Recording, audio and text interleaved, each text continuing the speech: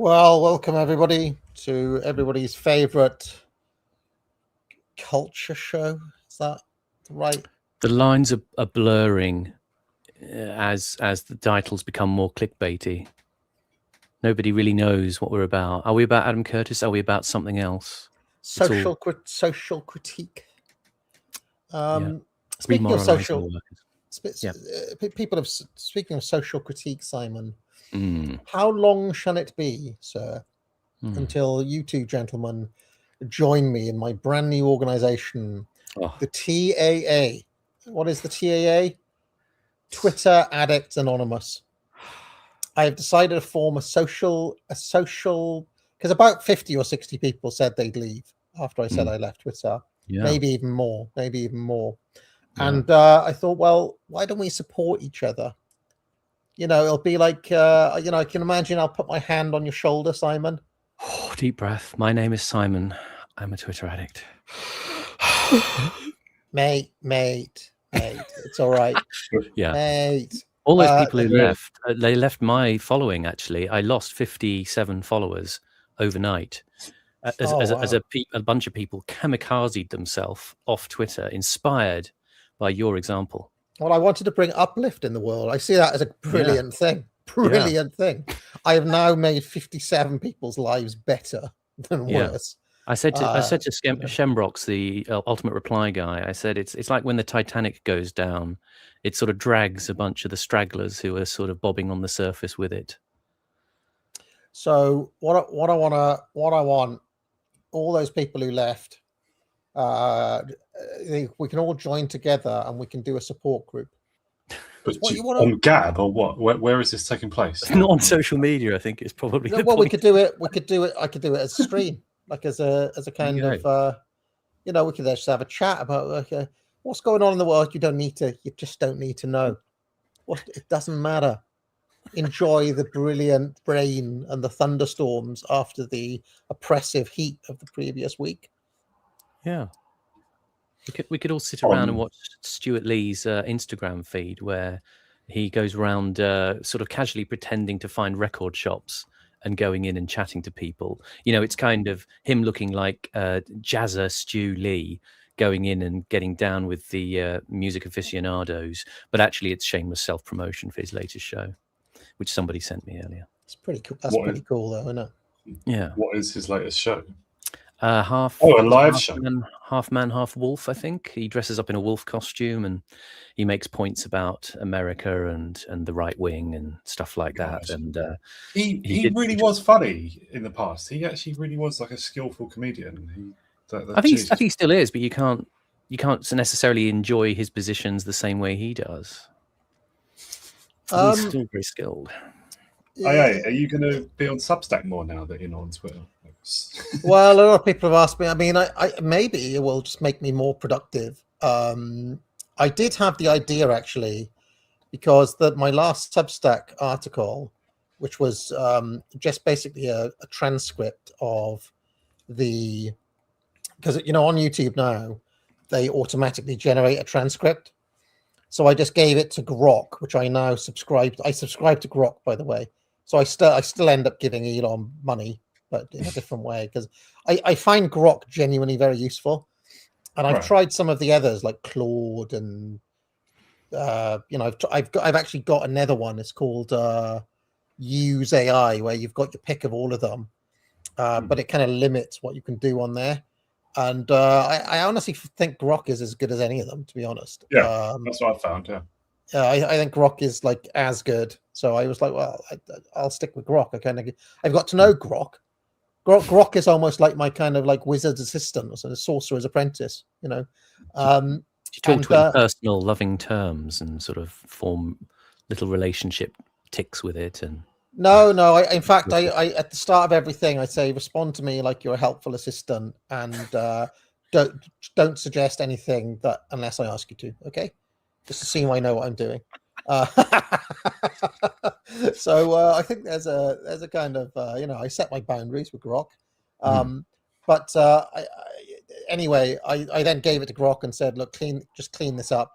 And then, of course, I did. I went through and took out all the egregious M dashes and AI quirks and I posted it.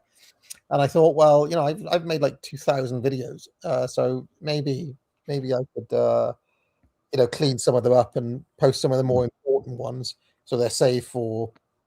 Because I feel that a video is less important than an essay. I feel there's like a sliding scale, right? At the absolute bottom rung, at the slop tier, is a tweet. Okay, and there's the video, which is a slightly higher form, I would say. In fact, I'm sorry to say, lads, the stream is below the video essay. Stream is lower than a video. Would you agree with that? Then it goes video, and then it goes essay, and then it goes book. In terms of like permanence of importance, Yeah. There's got to be some sort of hierarchy here. I remember reading my old buddy Mark Fisher, who I refer to a lot. He was big back in the days of blogging with his K-Punk blog, and he agonized quite a lot about when they introduced comments into the blogging world. And he was furious. He didn't want them at all. He didn't believe people should be able to comment. That's a very healthy attitude. Yeah. I mean, Mark Fisher was that? Yeah. When he had his K-Punk blog, yeah. I prefer the monologue to the. Yeah. Don't bandy with people. I've been thinking, why does Twitter annoy me so much more than, for example, YouTube comments? Because under all my videos there are hundreds, if not thousands, of comments, right? And it's that when you're on YouTube, there is quite a big separation between the content creator and the comments underneath. Whereas when you're on Twitter, there's something more direct and personal about it. And so therefore it can trigger you more. It kind of gets to you in a way that other things don't. And I've been trying to work on, Simon, why this is. Why does it get to me so much more on there? And I'm afraid to say it does come down to basic things like ego and various other things, which I'm working on. But I think like it's just good. It's better not to be on, because like I don't want to argue with somebody, and people I think are just more argumentative on Twitter, and they come at you more. And when somebody comes at me, something kicks in, and I'm like, I go into fight. I want to fight.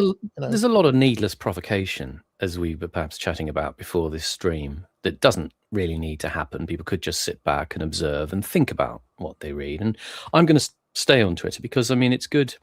I'm using it in a different way. I'm sort of, people joke I don't actually post that often. When I do, it's mainly related to Adam Curtis. So I'm a sort of surrogate Adam Curtis account now, but I'm keeping back from delving into some of the, not because I don't have my own views on some of these things, but I think sometimes it's also better to wait, and it's also best not to trample all over people's ecology. There's lots of different people I try to stay on good terms with in order to engage my thoughts with theirs and develop my thoughts. So that's handy, and I use it for communicating as well. It's good for sort of meeting people I wouldn't otherwise have met. I mean, all sorts of interesting people. I had an artist DM me this week. He does really interesting work. We're going to have a chat with him at some point. So it's good. You don't have to leave Twitter, but you don't have to be consumed by it in the unhealthy way that we're talking about. No, Simon, you're like a heroin addict who's saying, "Come on, start with a little bit of hash." I'm an addict. I've got to admit the problem in order to fix the problem. Yeah. You're like a heroin addict, AA, in that it has to be a total break. See, that's projection. It's correct. I'm basically one of those now, like ex-heroin users. He's lucid now. Who's a little bit militant about getting other people to quit. And you'll be thinking about it all the time. The reason you're so militant is because it's on your mind. You really, really badly want another needleful. I don't need. Whereas me, I can just get on the horse and off again whenever I want. I'm just the horse. Very telling word. No, I feel I did finally slay the beast. I did it on a new moon in a very symbolic and ritualistic way. So I feel like it's permanently gone, and there's no chance of me going back. I just don't care at all. So, but I want to save. I do want to save. I'm like a kind of born again Christian, Simon. For like zeal, anti-Twitter evangelism. Now I want to get on to the subject of today's stream before we get to Curto. Now you could say it's a little bit clickbaity. Is Britain on the brink of revolution? But I actually do think that this Henry Nowak story, I mean, in all the years I've done this channel, it is the most shocking. I mean, when I was doing the stream yesterday, I can't remember a time where I was just speechless with, I've been on this arc of kind of like starting to warm to James O'Brien, Simon. I have to say, whatever warmth I had towards O'Brien was very. I find it evil the way the liberal mainstream tries to turn this around and say, well, actually, the real problem is Nigel Farage. The real problem is the right stirring up hatred. It's like the guy was killed because of DEI anti-racist nonsense, right? He would still be alive probably if the police had caught that in time. He may not have died. Do you know what I mean? LBC is leading Britain's conversation. They are the pinnacle of conversation. We converse through James O'Brien. He's where it's at. He's awful. He's just got that. It's this sort of surly pub skeptic attitude he's got. Of going at people, and he's this, and at the same time he's the smoothest gaslighter ever. Well, I mean, it took him 15 minutes to mention the fact that the police had been called out because they accused the Nowak of being racist and lied about it, and his family covered up the fact. And he was like, he didn't want to mention the killer's name, and he thought it was irrelevant that he was Sikh, where it was a major plot point. Otherwise, he wouldn't have had the knife, right?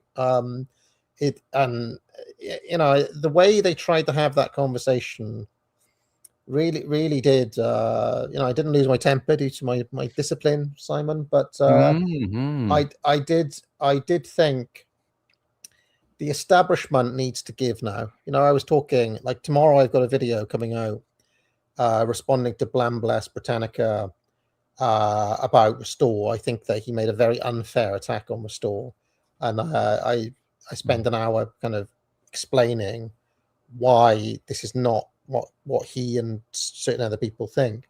But along the way I was talking about how all through history, wise government, adept government, if it wants to stay in power, has to give sometime. It has to kind of give a little, right? In a way, Brexit was this, right? It was the system kind of begrudgingly saying, okay, we'll have to give them this, even though nobody from Tony Blair on down wanted it. I give other examples like the Magna Carta. You can say what you want about King John. He stayed, he wasn't toppled as the king because he signed those concessions for Magna Carta, right? It meant that the monarchy stayed in power, but it also meant that he had to give a little as well. I talk about the strikes of there were in 1895. You'll be interested in this, Horus, as a libertarian. One of the reasons that the original Liberal Party became New Liberalism was because in 1895, something like 1,000 man days was lost to strike action all across the country. There were really very heavy industrial action in 1895, dwarfing anything that happened in the 30s or even in the 60s or 70s, like by a magnitude of 10, 15 times, which is something nobody really talks about. But what the system had to do, what the Liberal Party did, and eventually what the whole system did, was to say, look, we have to start listening to the workers. Otherwise, there's going to be a revolution in this country. There's going to be a communist revolution, right? And so the Liberal Party shifted from hardcore laissez-faire classical liberalism to certain amounts of protectionist policies, and low-key welfare and things like that. And eventually, the way this resolved was the Labour Party becoming an actual party and allowing that a voice in the country. And it was like, the system had a choice. Does it double down on its ideology, classical liberalism, right, or laissez-faire, or does it say, look, the ruling class wants to stay in power, therefore, to stave off the revolution, we allow Labour to become part of the establishment, or become part of the power structure. Allow or actively help and create them. A little bit of both. And so I see a strong parallel between those scenarios and what's happening right now. And this NOAC situation, I think it could be a catalyst for people really having had enough. And I thought the Nigel Farage's speech yesterday went to a rhetorical register that I haven't seen from Nigel ever. He said white lives matter. He explicitly labeled the problem as anti-white hatred, and he said you need to respond to this with cold rage. This wasn't look back in anger. Now, we all believe that Nigel Farage has been co-opted by the system, that he's containment, in other words. But the fact that Nigel is going there suggests to me that the British system as a whole has a choice to make. This is a crossroads moment. And it's almost like, we've been watching the end of the Soviet Union, Simon, right? Mm-hmm. It's almost like when the Soviet Union responded by trying to use force in 1989. Mm-hmm. Okay, it created a bigger problem for itself, whereas what it should have done is made a concession at that point. I feel like the British system may be getting towards that sort of point right now. With this issue. Something. It's funny. I started rewatching your early Curtis streams, the Ocean Apart, which I should encourage people to go and watch again because it is great. And then the early Pandora's Box, where you looked at monetarism with Thatcher. And it was actually very amusing again, listening to you laughing about the, do you remember the Moniac? It's the money machine that they had at LSE. Mm-hmm. You put the water in, it's sort of a hydraulic analog computer. And similarly, actually, in the later episode about the Soviet Union, the Soviets invented the machine, which I think, we'll see elements of today, where they tried to sort of automate the management system for the economy as well. So you've always got Curtis returning to this theme. He talks about, the managerial system tries to simplify desires down to a kind of machinic level. Yeah. And there's always this thing, I think, with the conversation that's going on about Novak at the moment, is that, like you say, with LBC or with the other stations, it's kind of a machinic conversation, like those machines that are slightly ridiculous. They have these very fixed pathways and inputs and outputs, and you sort of can't get around that. So it's always constructed that, there are certain givens you can't get away from. So, for instance, one of the givens in the conversation is, foreigners are here and they have to stay here and they have to keep their customs.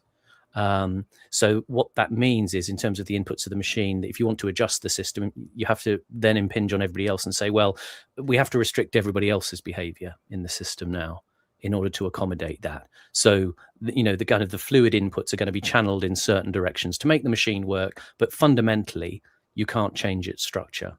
It's never going to be a different machine. We would think of it in terms of having different kind of outcomes, but you can't get them from these tightly sort of, structured conversations where you're not going to get out of it, and one of the problems, like you mentioned about the anti-white stuff, you compared it to, no white guilt. Is it Jason Cooner? Yeah, that was it. He brought that in a few years ago, I saw, and as you say, it's now becoming absorbed, into the conversation. It's being formalized and it's being sort of made respectable by Farage. But how can I put it? It's never going to ultimately sort of haver towards the actual problems. It's not a question of is it the Sikhs? Well, everybody says, well, no, the Sikhs, you had Fraser Nelson saying, well, the Sikhs sacrifice lots of people in wars, but it's not a Sikh problem. It's generally a foreigner problem at the moment that the British are dealing with.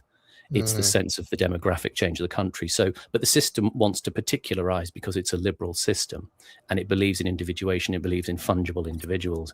So it wants to sort of retain that sort of sense of, well, these individual identities are not at fault, but actually it is more of a collective problem for the British perception. It is about the fact that it's a feeling of anxiety about these other groups within the country who, I mean, it's kind of unfortunate in the way that, yes, you don't normally hear of Sikh violence at the level that you do perhaps of some other groups.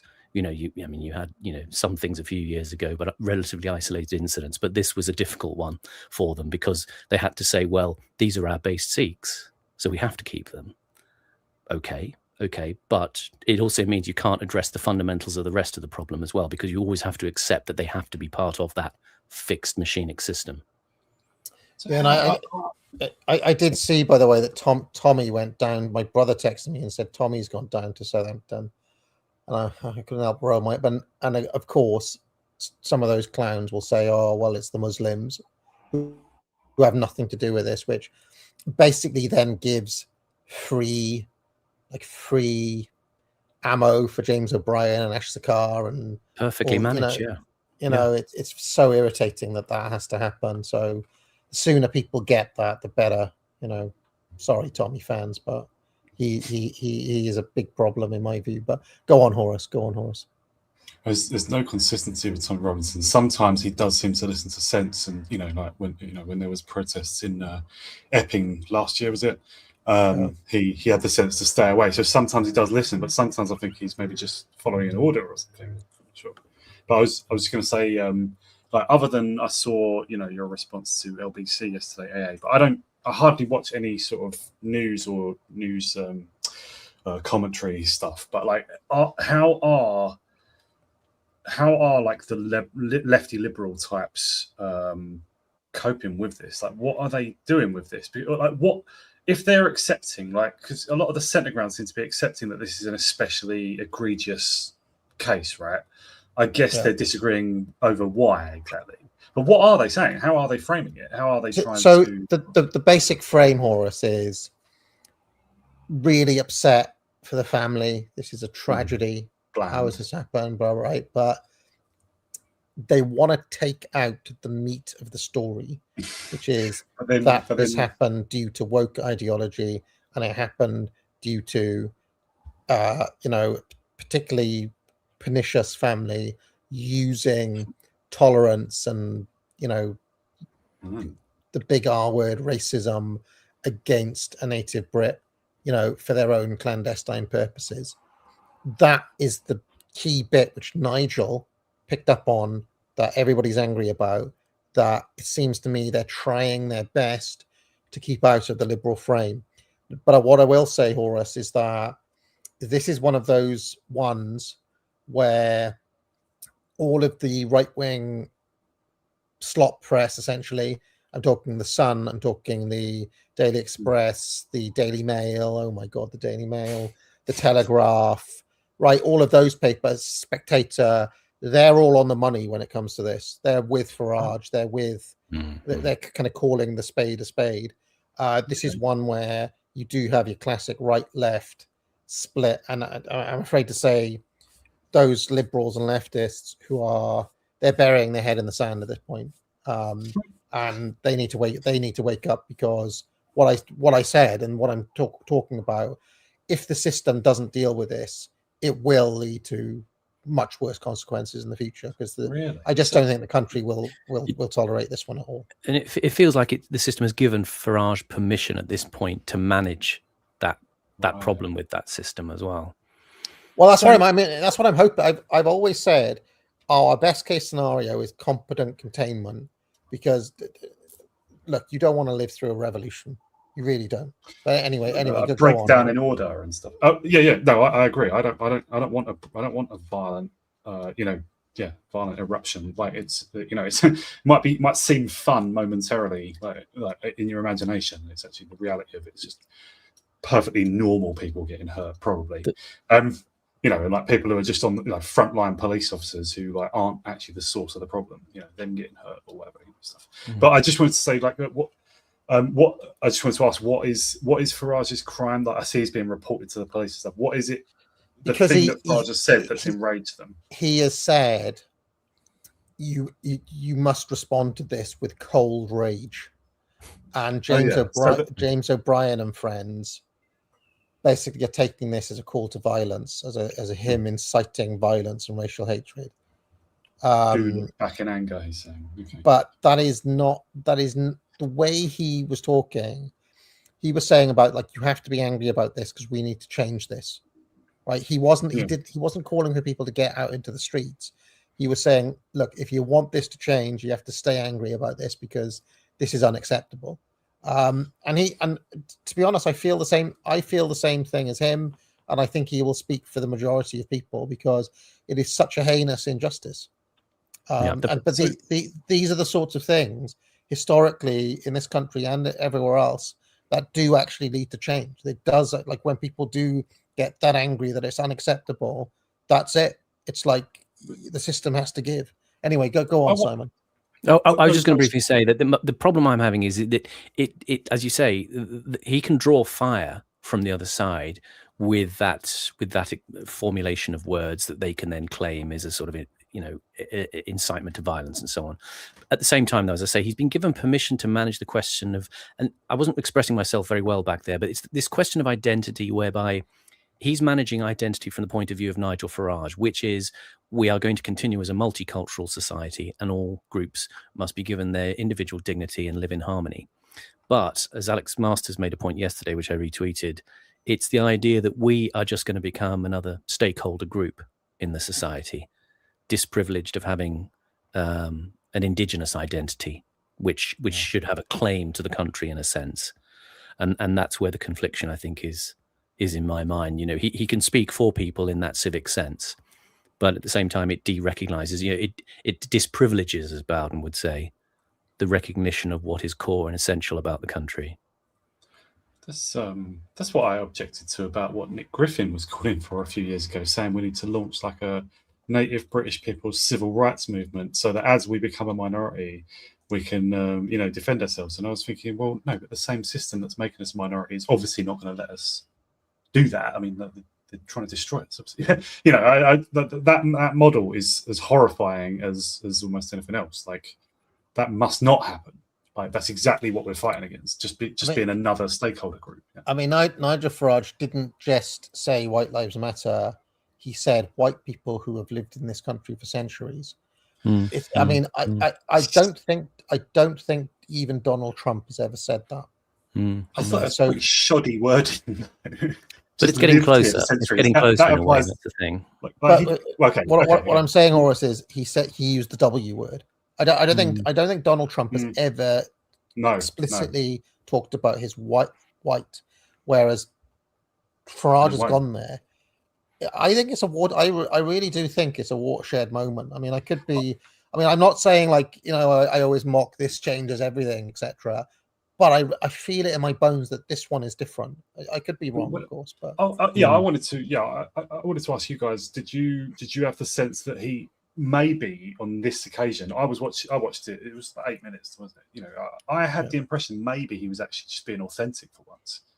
He just thought that was the best thing to do, or I don't know if there's, you know. No, I think he's angry. I he's like genuinely quite upset. He's still the Civnat containment op. Like, he still said certain Civnat-y things and stuff, but like, I had the impression he was being a lot more authentic. I don't know. Maybe I'm wrong, but I think politicians have a performance instinct, and I think they know how to make the voice crack a little bit, you know, and how to sort of get the sound of the tears welling up in the voice and hold it back and give that. You know, I'm not saying it's pure artifice. You know, the feeling might be genuine, but it's mobilized to make that statement, and you know, that's and to position himself as the right wing reaction, and But I just want to show you what's on my YouTube feed right now, because, like, let's just have a look at what the Ghoster is up to, right? First of all, here's Jeff, right? He's off to Southampton with Tommy, of course, because Jeff is, he's part of the Zio crew. So obviously he's going down there. Again, I always suggest to people, do not get involved with that stuff because it's crap usually. Sorry, I can't see Promethean report on here. Why are they? But have a look at the Gove, right? The Spectator, DEI is killing people. Novak and Britain's two-tier policing crisis. Okay, so you can see that even the Spectator has gone there, right? They're saying the public are not going to let this go. I really do think Richard IV, who made a banger video yesterday. I also watched this one earlier on. They can't stop what's coming, etc. I mean, I'm just saying that I get the impression that this feels different from even Southport, because in the Southport case, obviously that was an outrage. That was a terrible tragedy and outrage as well.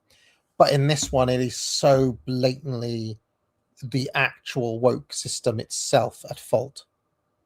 This is do you understand what I mean? It's like, it is literally, you cannot get more in your face than a guy saying, I cannot breathe, while being handcuffed and having his rights read to him because he was racist, when he wasn't even racist.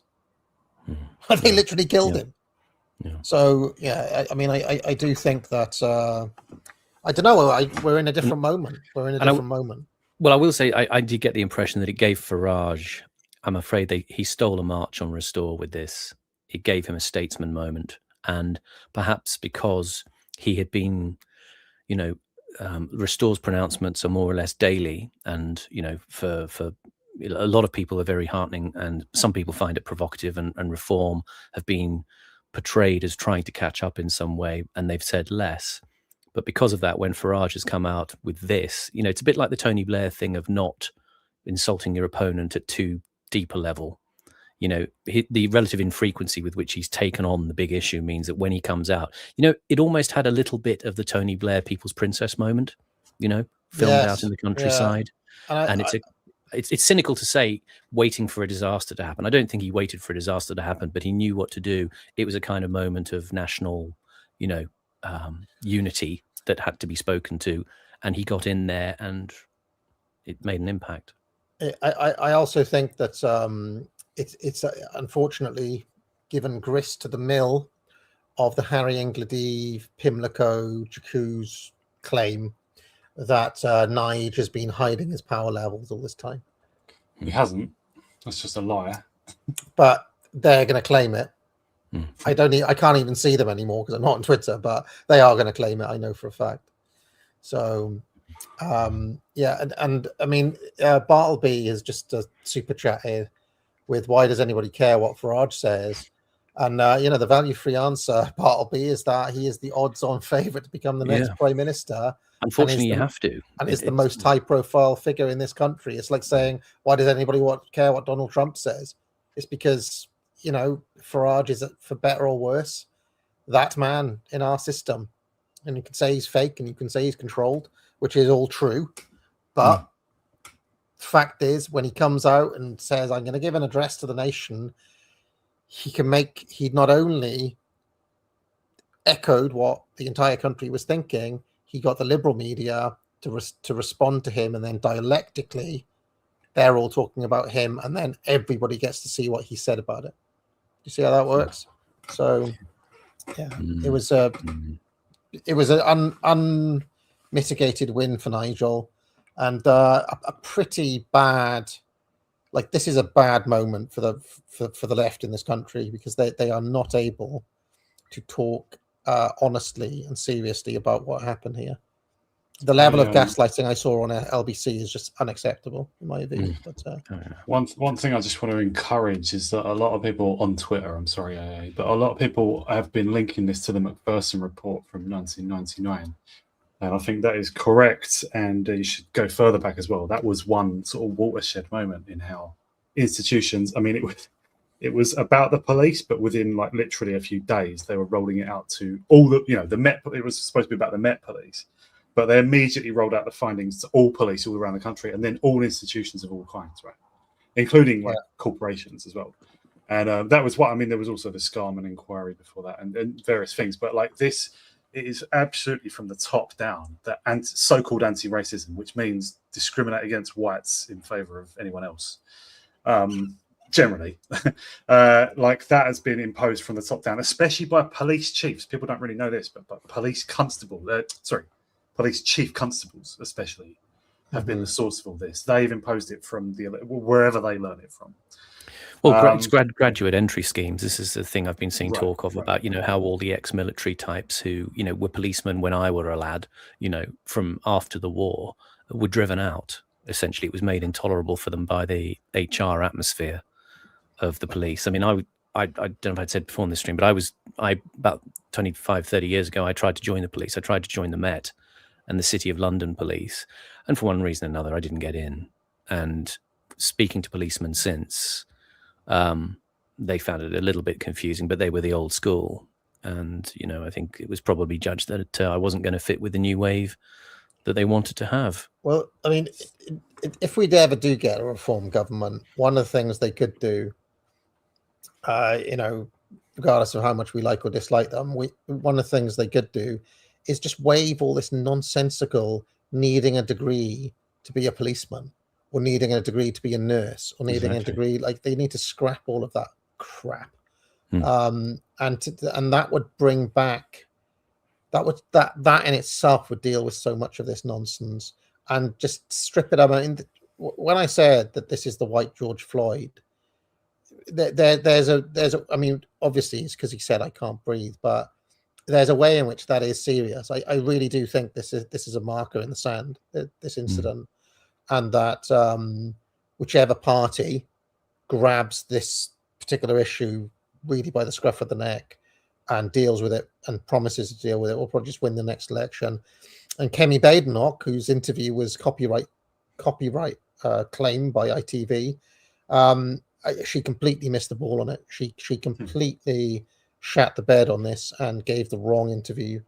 So I honestly think, she gave like a 5 years ago answer, didn't she? At best. She gave a 5 years ago answer, whereas Nigel gave a 2026 answer. And you see, what's interesting is that Nigel saying that, giving this speech, in a strange way, gives the green light for Restore to be a tiny bit more bolder on this as well than they have been.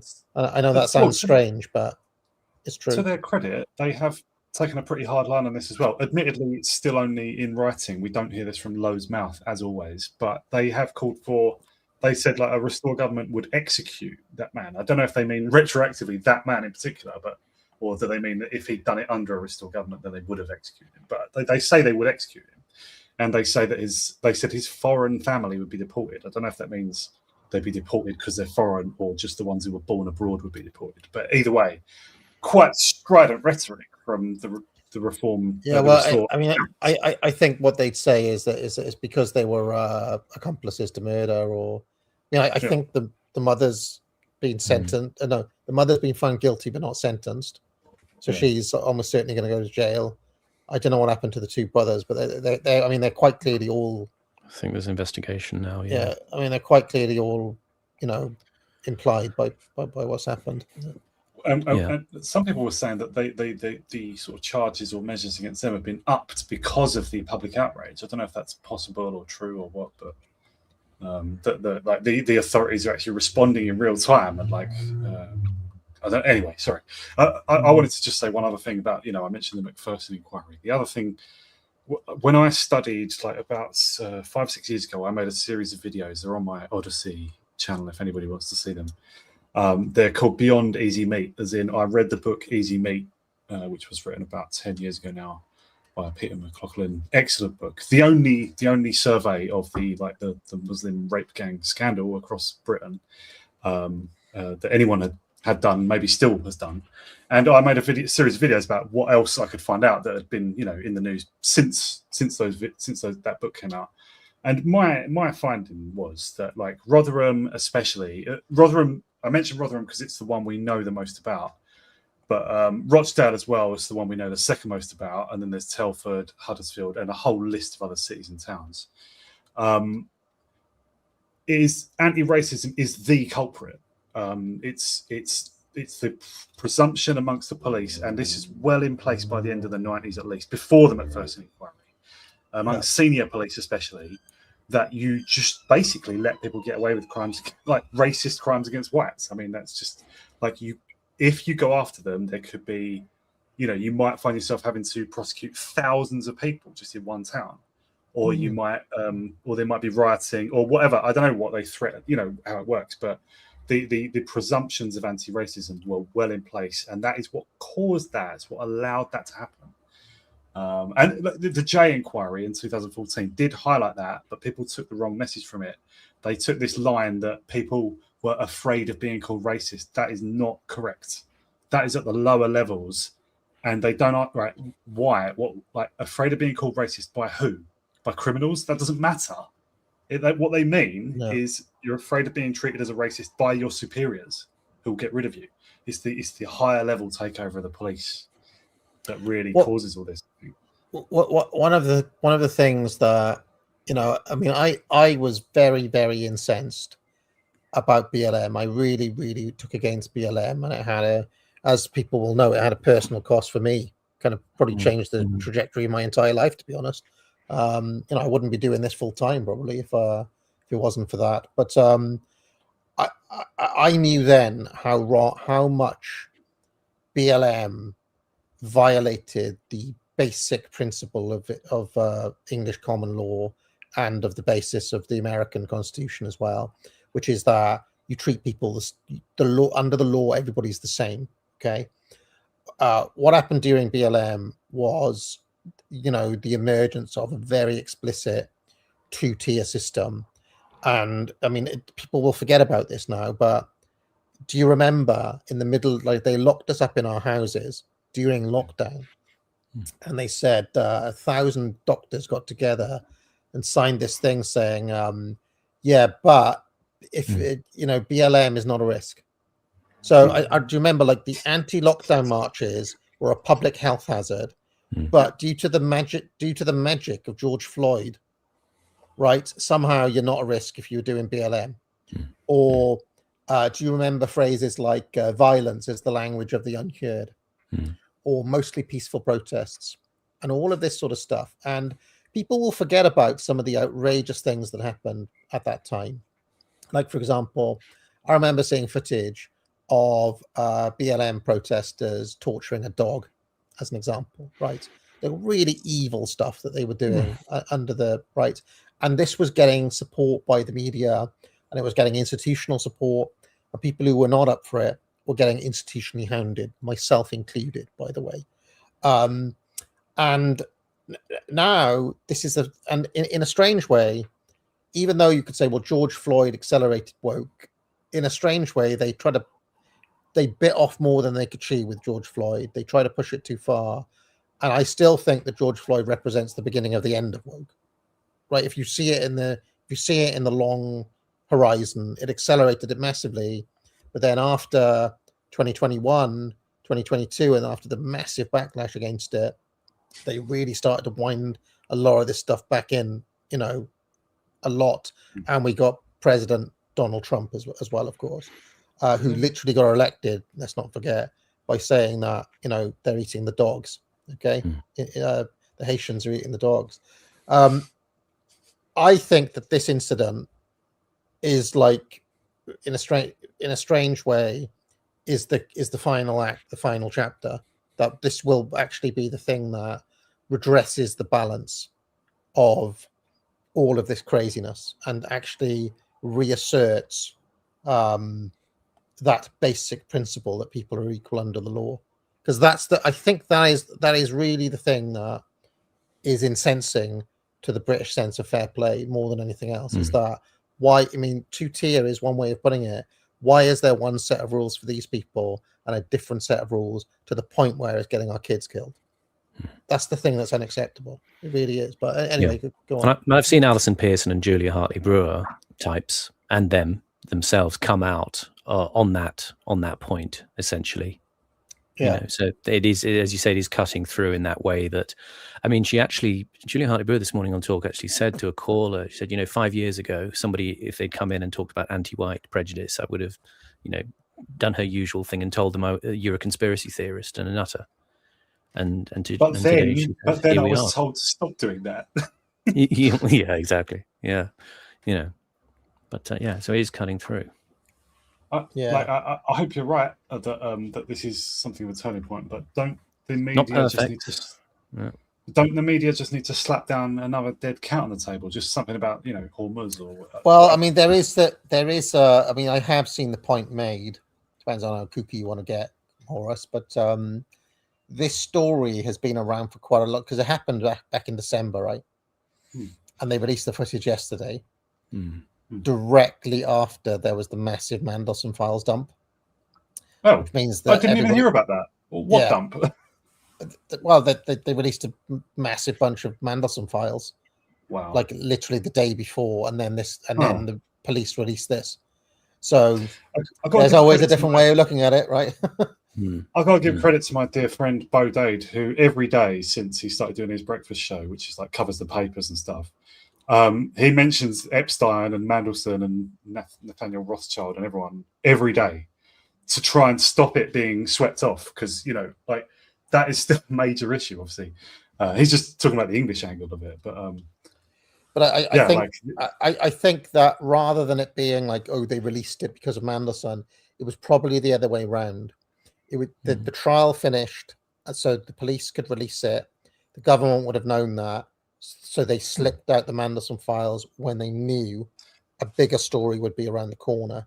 So that's probably the way around it went. I'd imagine. I wonder if on balance as well. Sorry. No.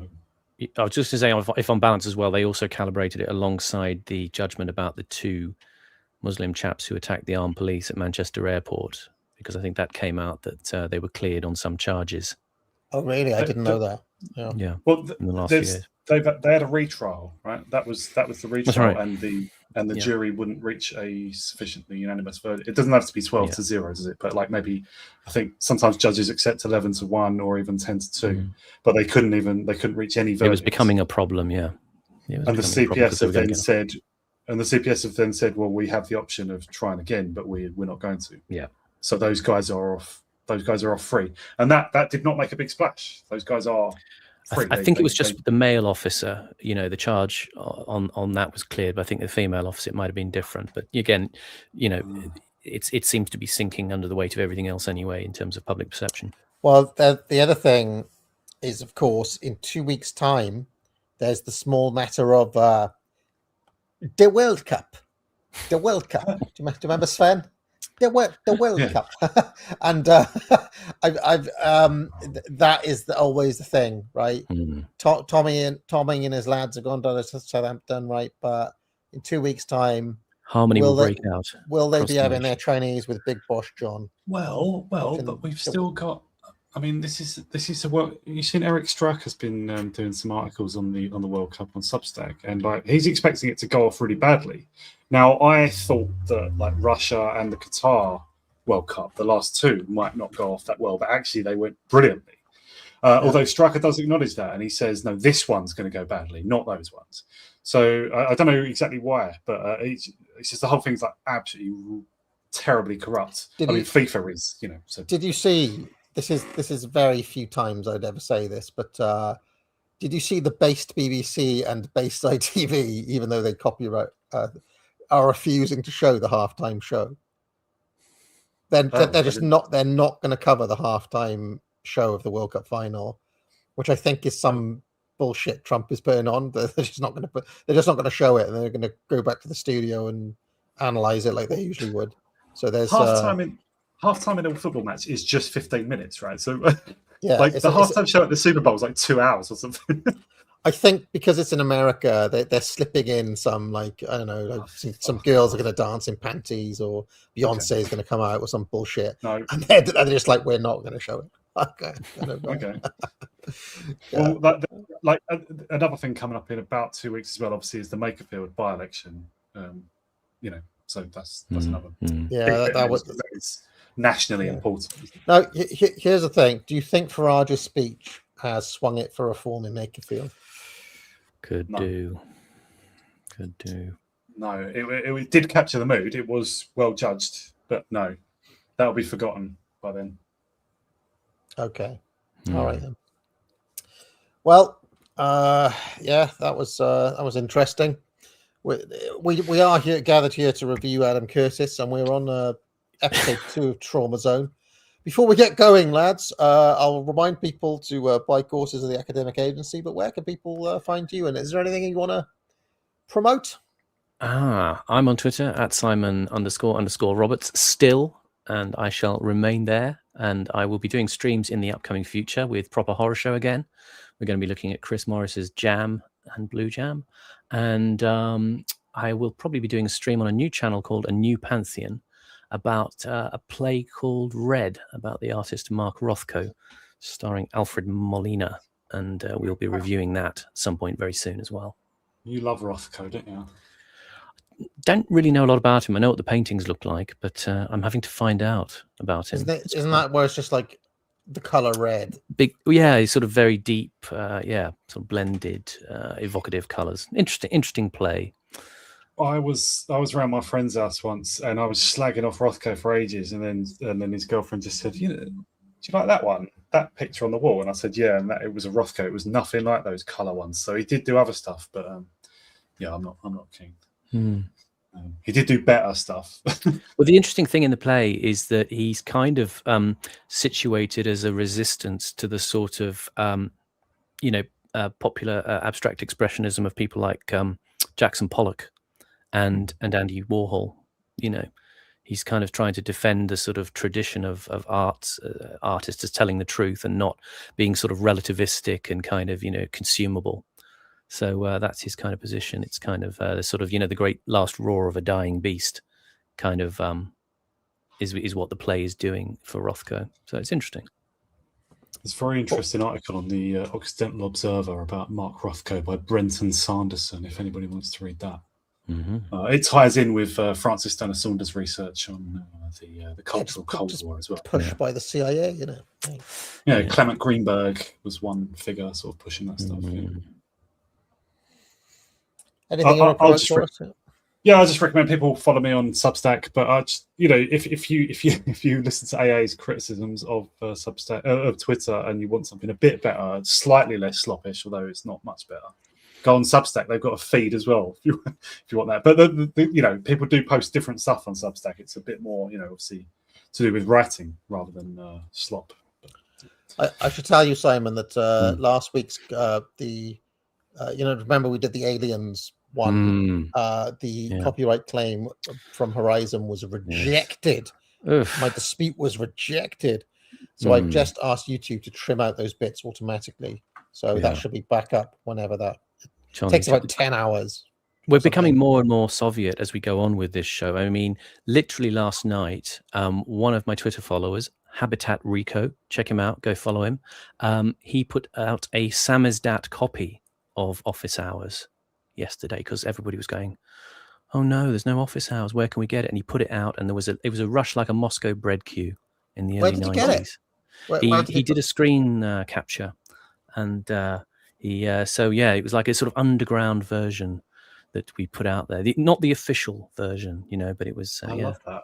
That's so great. we were It's dedication. I love dedicated fans. So that's like bootleg Office Hours. Exactly. We're becoming dissidents in the Soviet Union literally now. We're sort of having to reclaim the intellectual interventions that are being banned by corporations, in our case.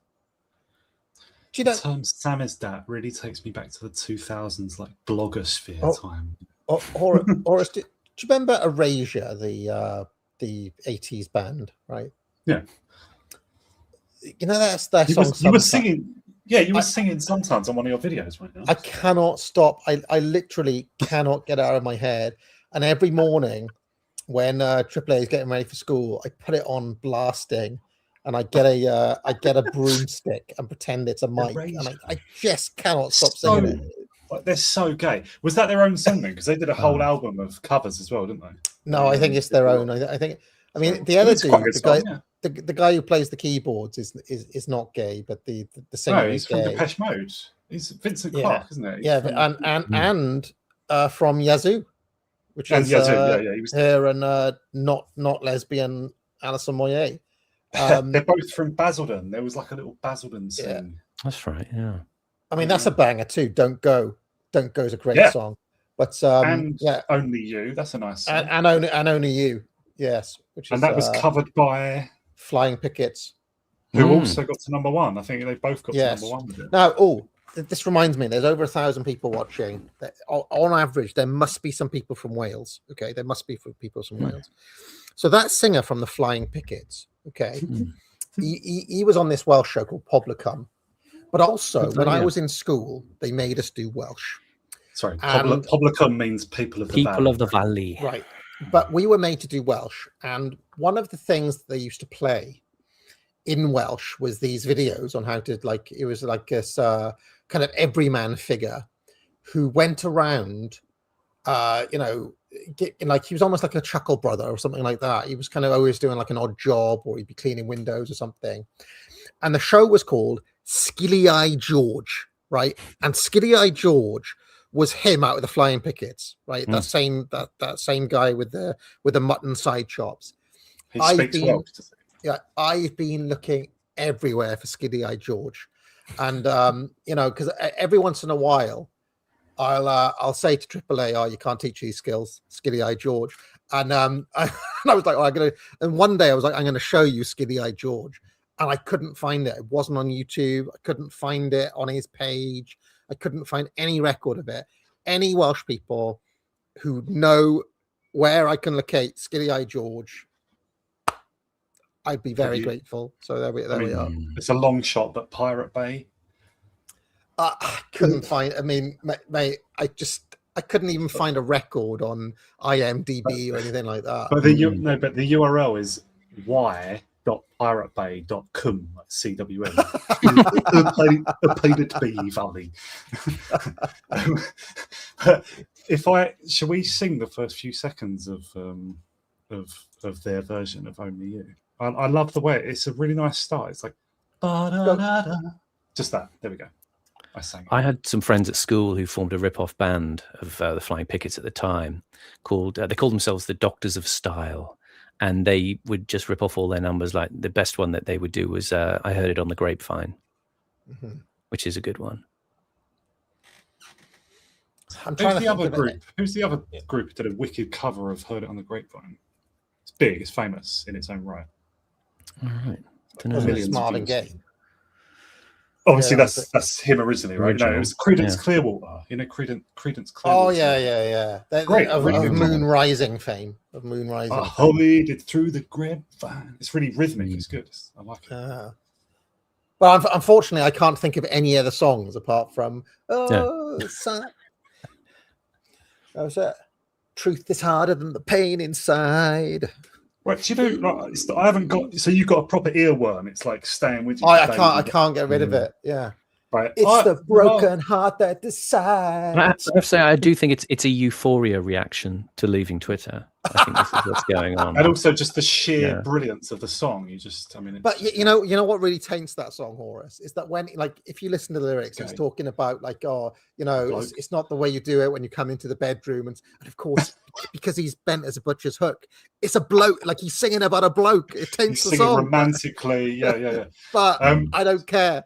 I'm a '90s liberal, Horace. I don't care. I embrace it. Fair enough. Truth is harder than the pain inside. Sorry, he knew how to write songs. Yeah, he's quite a good song. Like Jimmy Somerville's got some good songs as well.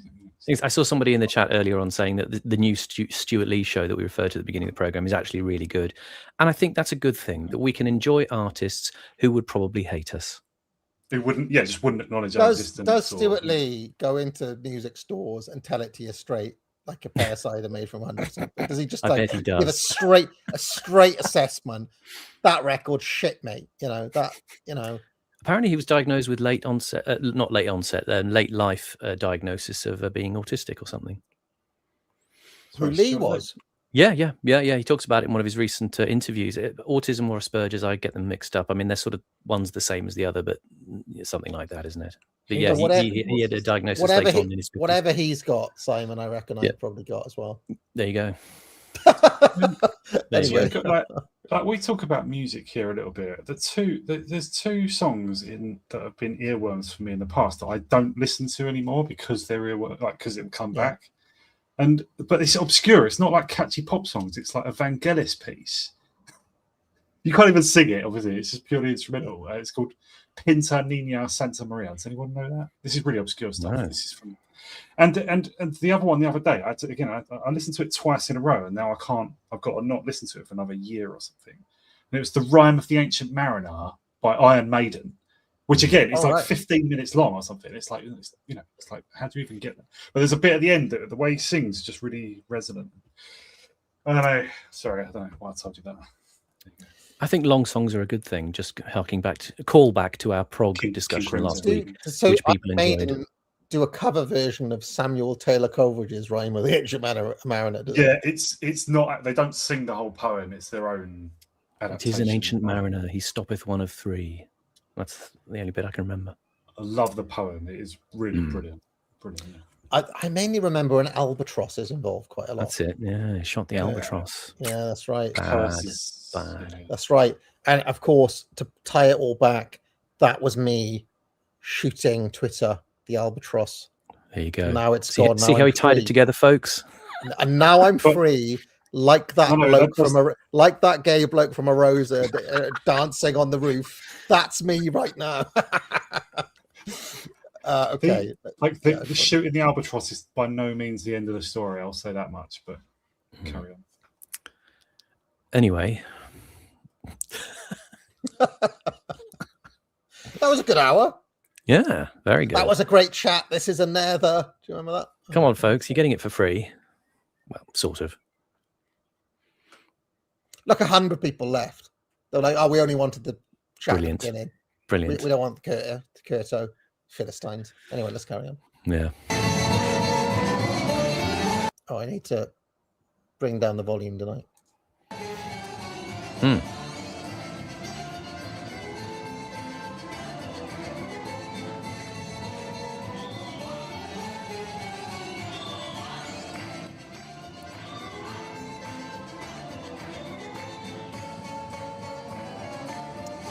Looks a little bit like a reform gathering, doesn't it? The guy in the middle is Alexander Kloponin. He was the deputy prime minister, but a bit later on. We're still in the world of 1989 to 1990 in Trauma Zone. This footage, I don't think is from that period. This is from later, probably around 2007, I think. From what I can detect, I can't find the actual footage, but looking at his face in pictures and judging by the history, and I think what Curtis is going to do here is he's contrasting what later came to be, where the system sort of became stabilized and a bit corporate, to the next bit of footage where he's going to show New Year's Eve in Moscow, which is a bit more chaotic and exuberant and joyous. And it's probably marking what people refer to in Russia as the wild 90s as they begin. And this is kind of, in a sense, where it got to with people like Kloponin, who was, a banker, and he was, a corporate guy. He managed a big mining conglomerate, and he was a kind of sort of Russian liberal in a way, comparative to other people on the scene. And he was kind of being pushed in a way to be a Putin man, to be a presentation piece of the new democracy. So anyway. Have you noticed the Blair steeple hands there? Oh, yeah, I noticed the hand action. Yeah. He's learned from the master. Yeah. Don't know who the other two guys are. Don't you think it looks a little bit like, because the guy on the left doesn't look a million miles away from that Danny Kruger guy who's in form. They kind of look like form. Yeah. And the one on the right looks like a sort of, an old kind of Labour union guy who's gone into politics. A little bit of Bob Crow about him. Yeah. I just got a notification. It just came up on my thingy, on my notifications here on Twitter. It said, sorry, here on Twitter. No. That was a slip. My notifications here on YouTube said, as you left Twitter, and on the same day, Rocking Mr. E came back to YouTube. Does anybody remember Rocking Mr. E? No. Who's that? Right, he is back, and my gosh, has he changed? Oh. He's gone completely white. He used to have long dark hair. He's a Welshman, Rocking Mr. E, and he like many people, he became red pill, but he went a little bit off the deep end, Simon, or a lot off the deep end, and now he's back. So I just thought I'd mention. I thought I'd give him a little kick up, given that he's back. So yeah. Do you know, when you mentioned Twitter, that I wondered for a second if you know how Twitter used to give you those little reminder things. It's like, it's 1 year since you've been on Twitter. It's 2 years since you've been on Twitter. I wonder if you'll get little reminders like, it's 1 year since you left Twitter, but you won't get it on Twitter. Maybe. Well, They'll email you. I completely deleted my account, and, as we have to, and also my little Morecar account as well is gone, and because if that was there, I'd be like, oh, well, I may be tempted to check. When it's over, folks, it's over. I needed to delete any paths back. Yeah. So yeah, it's gone.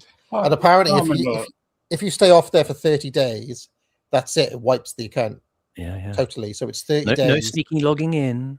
Right. If I log in, that resets the 30 days. So I have to stay off there for at least 30 days, and then basically you're done. So I'm like Jesus. Well, that's for other people to say, but just like Jesus in that 40 days in the desert, you have to pick kind of. You have to do that. You have to do that 30 days. So yeah. Anyway, let's carry on. Rocking Mr. E really is like a figure of like pre-Gamergate YouTube sort of thing. Like, I mean, I know he carried on after, but he, like Stefan Molyneux, Thunderfoot, and people I was following before Gamergate. Well, I mean, Rocking Mr. E, he took all the red pills, to be fair, and I think what sent him off the rail. I mean, this happened to a lot of people, to be fair, was COVID. I think that sent a lot of people off the deep end, as it were, and he then disappeared one day, and now he's back again. So I'm pleased to see it.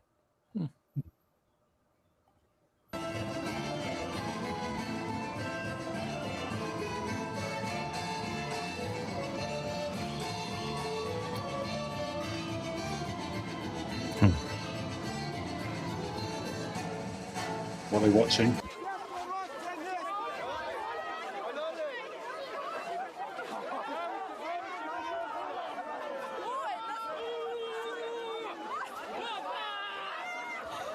So, sorry to pause it on such a mundane point, but New Year's Eve 1989, would I be right in thinking that is the same New Year's Eve party as at the end of Ghostbusters 2?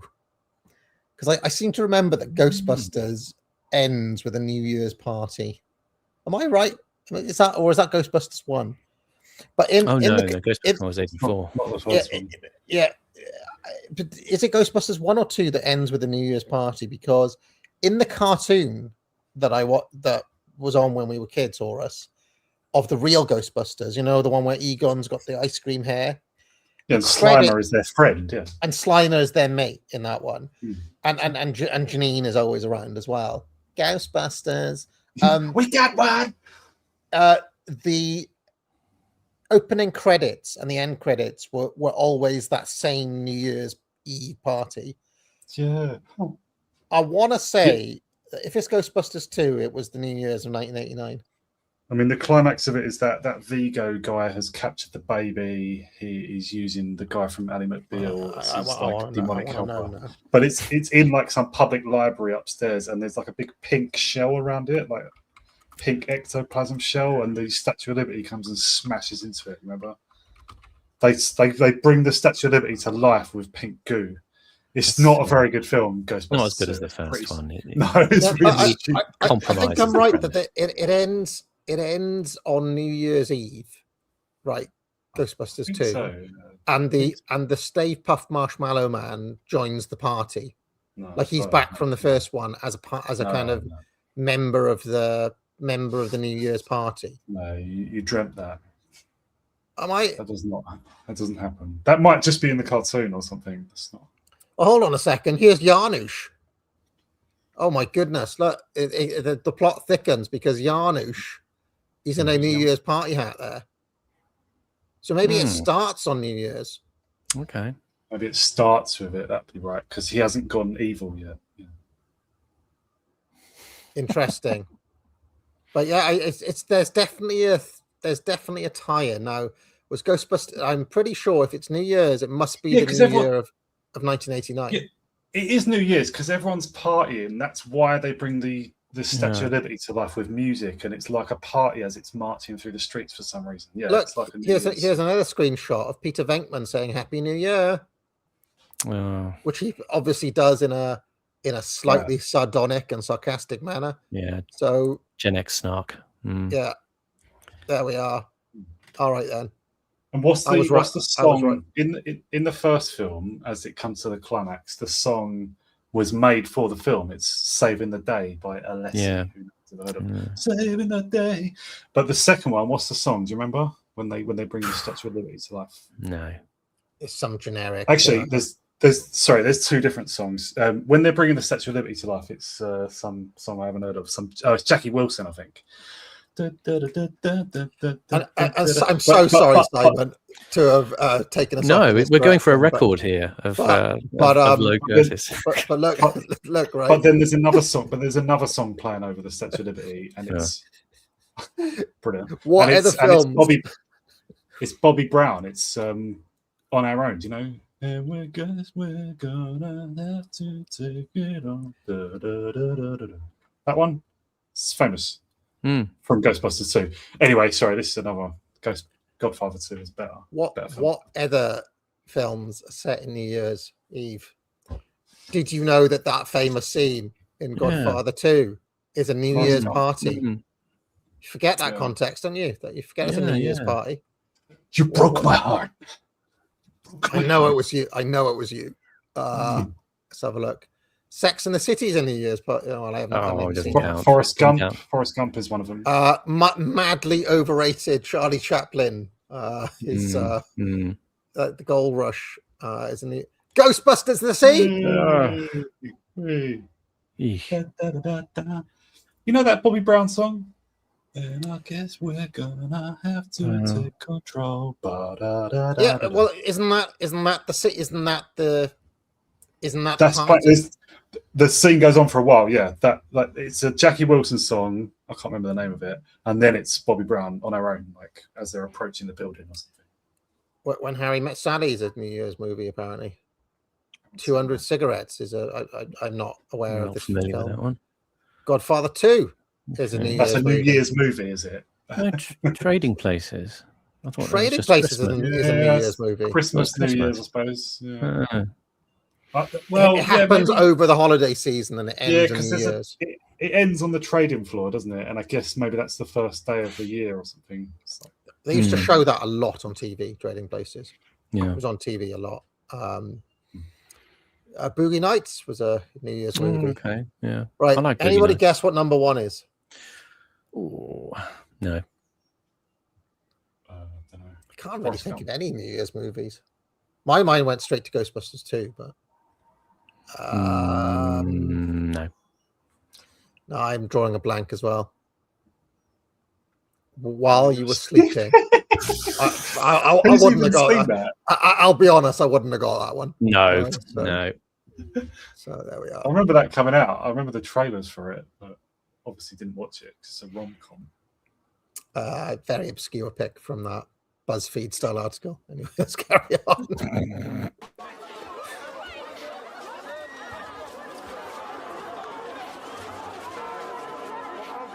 Some brave people there. It must be freezing.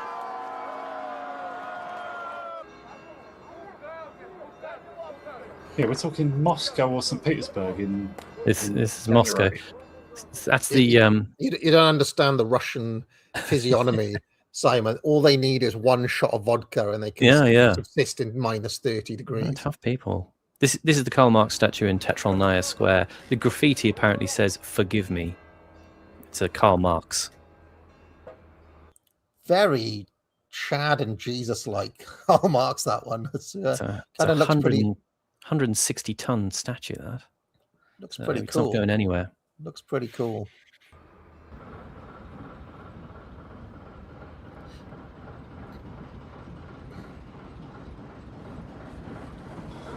Didn't work. Would you say it didn't work because human beings fundamentally are not rational? Or discuss. Is that the reason why it didn't work? Yes. No, but humans aren't rational. But that's not the reason. Great system.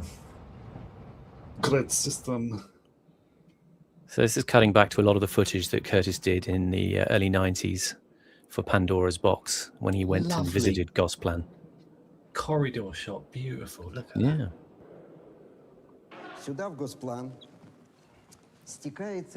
I should mention something, that one of the things that really surprised me when I looked into Stalin and all of that sort of stuff is that basically the same dude ran Gosplan from about like 1950 to like 1983 or something like that. Like the same bloke.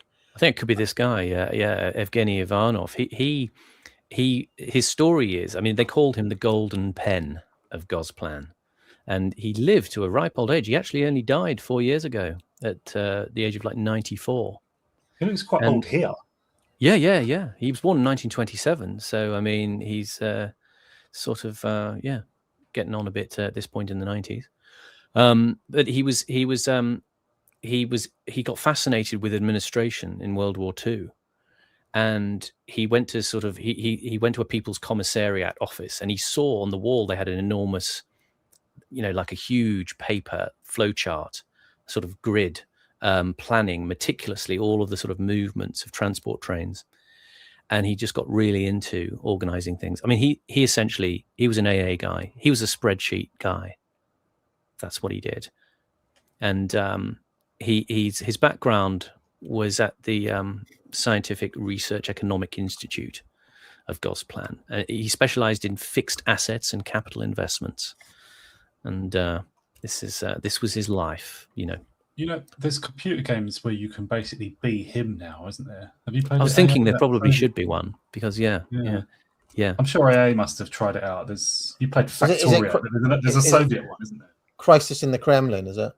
No, that's from. You said that's quite an old one. I'm talking about one that came out a year or two ago. But it's like a Soviet management game. It looks quite good as well.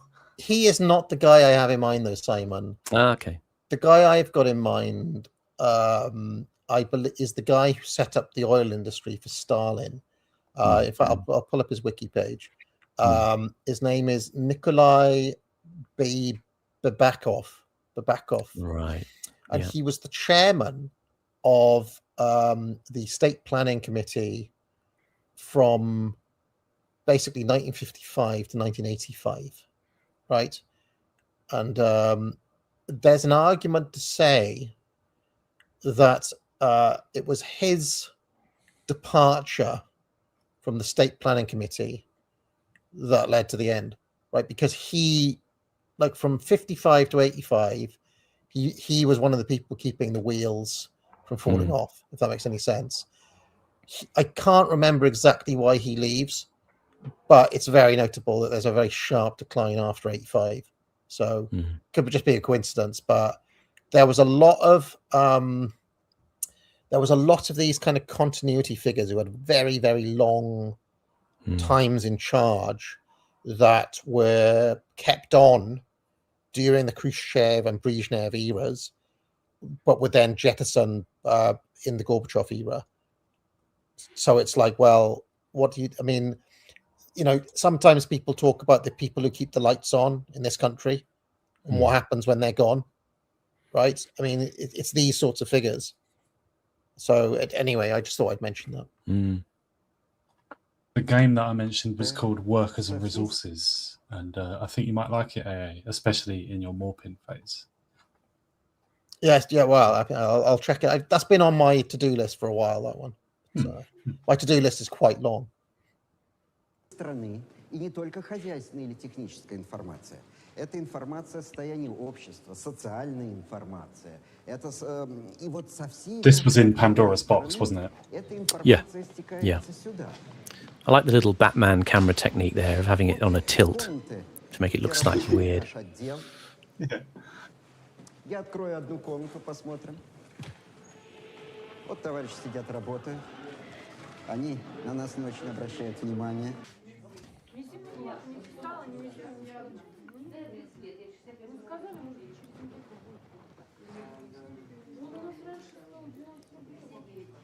Chukotka, I believe, wasn't that the province that Roman Abramovich was governor of? Oh. That's some good knowledge. Good knowledge. I think that's right. It was Chukotka or Kamchatka, both out in the, northeastern Siberia. It's literally the arse end of Russia. It's the bit at the back end of Russia that faces Alaska. So it's as far as you can get from Moscow. Big oil, natural gas. Excuse my language here, but I thought they were kind of chinky-fied at that end of Russia, and Roman Abramovich. A lot of ethnic Russians, but you have the Asiatic tribe, the Chukchi, who do most of the reindeer herding in that area. So it's a combination, but a lot of ethnic Russians, because there's a lot of, as I say, heavy industry or heavy primary industry, resource, gold, tungsten, coming out of that place. I have to mention this. Sorry, excuse my language, Chairman Xi. I am grateful for all of the great memories I had. Christmas 1986, Thunder Tank, and Castle Grayskull, and all of the other fantastic made in China things throughout my life. Forgive my specifically toys. Okay, right. Well, I mean, what else was being made in China when I was a kid? It was toys. Yeah, spies. About how chinkified people look. I just in a couple of weeks we're going to see Uzbekistan in the World Cup for the first time. And it's the first of any of the Stan countries. There's a lot of shitty countries in the World Cup, by the way. Have you noticed? Well, like properly bargain basement, gonna get thumped 12-0 sort of teams. No, I'm looking forward to Haiti versus Cape Verde. I don't know about you. I mean, Jordan versus Iraq. That's going to be a banger. Well, I mean, I need to watch the World Cup because I need to start learning new players again, and then figuring out who plays for Real Madrid, because I'm going to be a Real Madrid fan for the next couple of years. Because I'm supporting Real Madrid while Mourinho's there. I'm going to get back into football just for the special one, just for one last rodeo. They're not in their pomp at all. That's why they need him. They're not doing that great. But the other, I'm curious. Like Uzbekistan, are they going to be just a bunch of white guys? Because in football, obviously, it's just civic nationalist rules, right? And but in all of that, like every country that used to be part of the Soviet Union can have a large contingent of just white Russian people, right? Because they just moved them out there to start. I mean, anywhere like Chukotka, Vladivostok. To be frank, in international football now, they basically treat it's just like like the Middle Eastern countries are just like 11 Africans.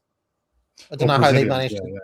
I don't know how they managed to do that, but they give them citizenship. That's all it is. That's all you need. They've gamed modern football basically. So it was like, Uzbekistan and here's Pogba now.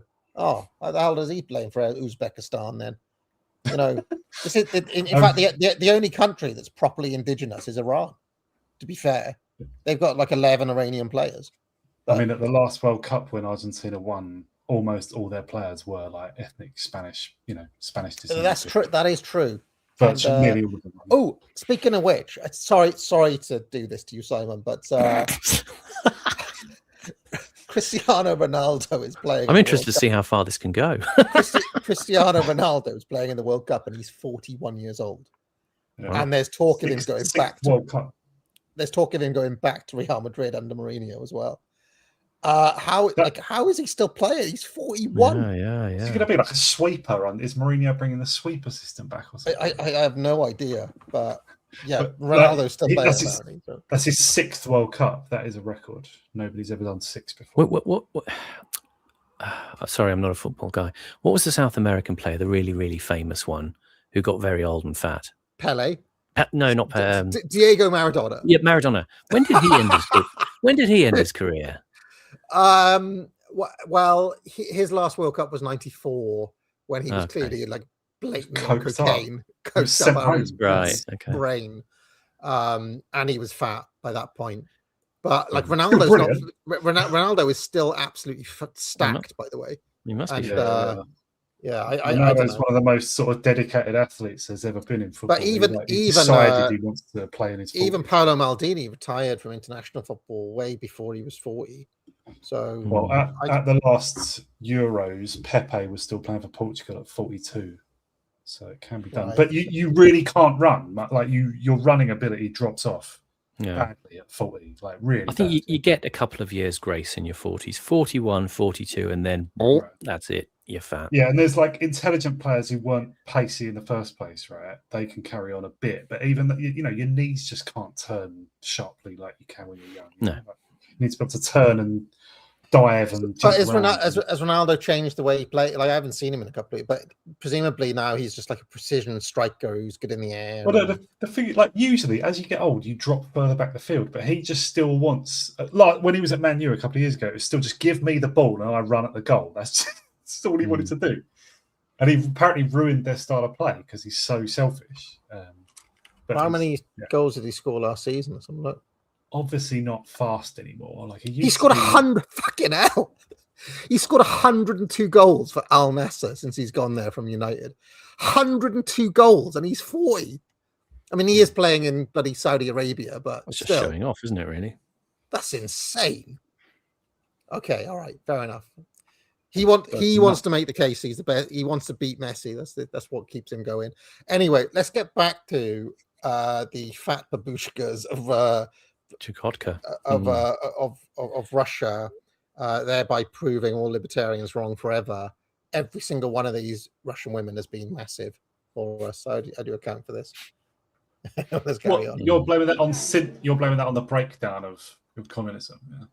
I don't know, but like maybe maybe it's like that family from the early 1920s that do you remember I found that thing, Simon, where they ate is bread and lard. Well, lives on lard. Yeah, we will literally answer the question if we get a bit further in. We will actually talk about the what do you say, the Rubenesque quality of the ladies. You're saying Rubens depicted morbidly obese people. Okay, fair enough. Curvy, as they like to say now. Buxom, voluptuous. Yeah. But Chukotka is not. It's not got a lot going for it, and it still pretty much looks like. So sorry to that mention of the larger lady. Have you noticed this rather odd trend of the very large lady and the excessively skinny, almost like a junky physiognomy man next to her? What is that all about? How did that happen? That is like a new weird trend. And what do they do? I see this going around the supermarket and I'm always muttering, "You could do better, mate," under my breath. But what is that? And how do they, chubby chasers, feeders? It's just, I don't know. That's a very weird dynamic to me. But I see it more now, and I always wonder, like, what's going on there then? Yeah, I mean, I'm no stick figure, but just saying. What are you saying? You only go for really skinny women? No, I'm saying I'm fat. Yeah, and thus you only go with really skinny women. I'm not being a hypocrite. Emaciated. I'm just noticing. Oh, right. I was doing a reversal of their situation. No, but I'm talking about like a 25 stone girl or something like that with a guy who probably weighs less than 10 stone. Yeah. Like I just don't understand. Because they must. They all I'm thinking is she must overpower him. She must physically bully this guy. Yeah. But even especially obese women are not strong. Like you can't actually be overpowered by her, right? I mean, there's hardly any women in the world who could beat up the average man, even like female athletes and stuff. Like they don't punch. I did find out about obviously I won't say who this was, but I found out that there's this guy who was very sporty that I knew when I was a kid, and Colin Jackson. well, let's just say he was a very sporty gentleman, and anyway, he'd had some sort of accident, and like had some sort of injury, so he was like bedridden for a while, and during that, his partner, his wife, basically like did the whole like she started abusing him, and went into kind of like do you remember that film Misery? Went into that sort of mode, and apparently like would regularly beat him up and stuff like that. And since he's been like rehabilitated and found like a new person who's getting his life back together. But it does actually happen where you get physically abusive women. It does happen. It's a very dark situation. Yeah. As to the men, like very skinny men who go with obese women, I assume the man just thinks he can't do better, whether he really can. I think there's a level of emotional blackmail as well. Well, you'd stay with me if you really love me. Right. She wasn't always that fat. The mystery of the human heart, folks. It's the broken heart that decides. All right, let's carry on. Yeah. Yeah. Not much going on in Chukotka. Я должен сказать, что вот по тому пути информации, которые у нас в госплане имеется, в конечном счете самые агрегированные. It sort of emphasizes with the contrast of the sort of futility of trying to plan people's lives who are, 5,000 kilometers away. Оно потом превращается в целый поток, в дождь информации, доходящей до каждого работника, и который определяет работу всех отраслей. Я приеду на неделю, я там с ума сойду. Как тебе, как умные. У меня хозяин умер. Я без ноги был. Nah, she's covering that up. She was abusing him for years, and he died broken-hearted, decrepit, wasn't being fed properly. I know your type. It's funny how she's talking about her husband died, and he came back from the war, and they sawed his leg off, and she's using this massive saw. It's just, I've seen enough of those tales of the unexpected. Yeah, piece of frozen lamb, Dark Night, slipped on a rug. That was a classic from Tales of the Unexpected. This clip, Curtis is leaning in heavily on a clip from the Russian Wonderland series, which, as I referred to last week, from 1995. I think his name's Colin Luke, the director. He gave people video cameras all over Russia and just got them to film their lives. This is about a couple of old ladies. I think the episode's called Grandmothers, Miura and Lydia. And Lydia is the granddaughter who lives in the city, who comes to visit her this is her grandmother. Пришел, войну ту, 41 году он пришел, оторвал ему ногу, ту ему кигаки резали, 20 костей оторвано. Да, это кева, ключ. Нигде свет включать, я люблю спать не пищу. Хочу хотя бы один раз.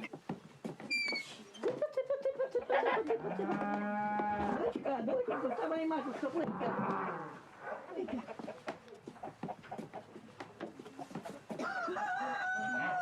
она работает. Корову никто не может от нее отдавить. Она никого не подпускает. This is not a great advert for Comrade Stalin's industrialization program, is it? They're still basically living like medieval peasants here, Simon. It does look a bit grim, but actually I would say the episode's basically Lydia, the granddaughter, comes from the city, bringing some of the sort of urban treats like butter and things like that. And she's coming out to get potatoes because there's a shortage of potatoes in Moscow. And it's actually a kind of interesting this thing about potatoes. A lot of rural households in these dachas, they grew more potatoes than America and Britain combined every year, about 30 million tons of potatoes. And yet that because the economic systems in the Soviet Union had broken down, getting them to the cities any longer was just not working. So people like this were coming out to the dachas in the countryside to pick up their potatoes. And I found really interesting essay by a lady called Nancy Rees called Potato Ontology. surviving post-socialism in Russia. And the thing about the dachas, essentially they're little country houses, but after the war and after the revolution, everybody, it wasn't just the aristocrats who got country houses, everybody got a little country house. And actually, I've been looking at pictures, and a lot of them are actually really nice. When you look doing your thing about cottages on Twitter recently, I mean, these are the sort of Russian equivalent of rural cottages, but they have a kind of aesthetic where, they're kind of put together with reclaimed wood, and it's all a bit kind of rough and a bit, dare I say it, some of them look quite hipsterish in a way. And you're seeing it in winter here, so it looks bloody grim. They tended to be designed with a lower story where you would keep the animals underneath, and that would be sort of half under the ground, and then you would live on the top story, and the heat from the animals would come up through the floor. And because of the extra heat from that and the fire, you would also sort of keep the snow off the roof. So it was kind of quite a practical way to live with the animals underneath. But when you see these houses in summer, I've got a picture which I'll post up of one of these places, which looks almost identical to this. And they got quite a bit of land with it, even, relatively poor families. And you have quite a nice existence out, the kids playing in the country. A lot of Russians are quite nostalgic for going out and living in the dacha, in the summer. And berrying and swimming in the lakes and stuff. It does actually look quite pleasant. Are you saying, Simon, that if they brought in communism, I'd get my cottage for free? Oh, totally. Yeah, I want my cottage. I want to move the lodge. It's my new plan. I'm going to move the lodge to a cottage. Yeah. But unfortunately, because of the state on this country and the conditions, I'm going to need hundreds of thousands of pounds to do that. Whereas if the state can just give me one for free, I'll take that in a jiffy. Yeah, 100%. I suppose you could use the Wild West as like a relative critique of capitalism as well, as in people. This is interesting thing. There is this essay that I'll put up about. It's actually quite interesting in discussing the potato and the dacha as these underpinnings of what it calls your dacha survival culture. This idea, I mean, a lot of people have had it in recent years about going off grid, growing their own stuff. I mean, we know our friend Morgoth does that. Other people kind of, move to parts of the country, set up gardens and allotments. But there's also an element in a political critique. One academic, a guy called Stephen Lovell, talks about potatoes as the opium of the people, because the heavy reliance on being self-sufficient distracts people from being involved in political process, and it keeps people kind of locked into economic hardship and focusing on trying to survive rather than, being obnoxious in the cities. So you're saying the carrot pill is a secret control mechanism? It's carrot containment, effectively, is what it would be. So it's there's quite interesting. Actually, a little paragraph here from the essay. I'll just read it. It says, as should be clear, potato is a symbolically, historically, and politically charged phenomenon, immensely overburdened with significance for all of its, or perhaps because of all of its, lump and banality. Potato represents the investments of labor and devotion that carry persons and nations across historical eras. It sits on the cusp between desperate hope and the terror of insecurity. The same moment, in the same breath, potato shouts both, "We can survive," and "God help us now." Politically, as Putin's comments, Putin was very pro-potato growing, so vividly show, potato not only signifies but actually solidifies the symbiosis between corrupt and careless governance and popular activity. This is not to say that if they were not growing potatoes, people could or would necessarily be out in a public arena critiquing the status quo, rationalizing the economy, and creating a sophisticated civil society. Indeed, potato is a form of civil society in a neoliberal autocracy. Through potato circulate all kinds of messages about basic human and Russian morality, about the inherent and inevitable structure of the citizen-state relationship, and about the forms of practice that sustain community and society. Both physically and ideologically, potato is a critical medium of exchange, reciprocity, co-laboring and mutual support, and thus an elemental force of social connection, cohesion and communication. And yet, 2 steps down a path, potato also scores the ground of social exclusion, the laborious desperation of being cut off. Wow. so don't get an allotment, in other words. Well, you could. I mean, to be honest, it looks quite good. I mean, but you do wonder actually when you look at some of the actual dachas, especially in the summer, and you think, oh, it's really quite nice. Maybe that just helps balance the sort of grim discontent of living in a Moscow apartment in the city. You sort of know at least, in the summer you can get out to your dacha, and yeah, people are sort of posting pictures of having quite, you know, idyllic lives such as kids in this country would have had, you know, perhaps 40, 50 years ago, you know. And in Russia, there's plenty of space to do it. So, do you know that, you know, like, go on. It's a different thing. Go on. Well, I was just going to say, on the flip side, there's bugger all to do as well. And in fact, that is the theme of the new Enid Blyton Faraway Tree movie, where they get this country place and the kids are really unhappy because like they take all their phones away and stuff, and they're bored to shit. And then of course they discover the faraway tree and they love it. But like initially they're like, there's sod all to do here in the country. And there's a little bit of that when you go, you know, even here where I got the lodge, you know, is where it's a half-hour drive to anywhere basically. I mean, I can go to the Yummy Mummy Cafe, even that's a 20-minute drive from here. But it's like, you know, there really is nothing. So if you didn't have the internet, and you didn't have those things, it's like, what do you do now? Like, go and walk in the woods? You see a lot of these places online. I mean, as I say, this does look kind of grim, but actually, if you look at the houses as they are, you know, without it looking like the middle of the Siberian winter, actually, you might look at them slightly differently. But there is an element of the kind of a middle-class lifestyle emerging. People are getting these dachas and doing them up. And you see videos on YouTube of people, you know, even very modest little bungalows, some of them. But they do up these cabins and they, you know, they have the kids playing in the garden, having barbecues and roaming around. And there was one little quote I got from an article about dacha life. There's a sort of woman who's a teacher called Tatiana.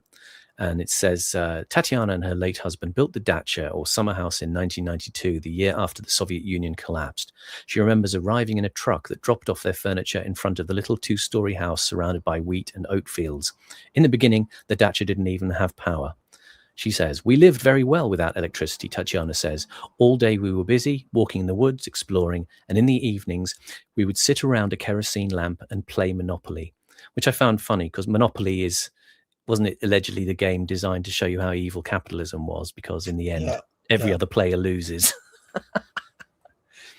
In the Russian imagination, the dacha occupies a near mythical place. Once the reserve of the landed nobility, the summer house gained popularity with urban professionals in the late 19th century. In the Soviet era, the dacha became available to everyone, from writers to factory workers.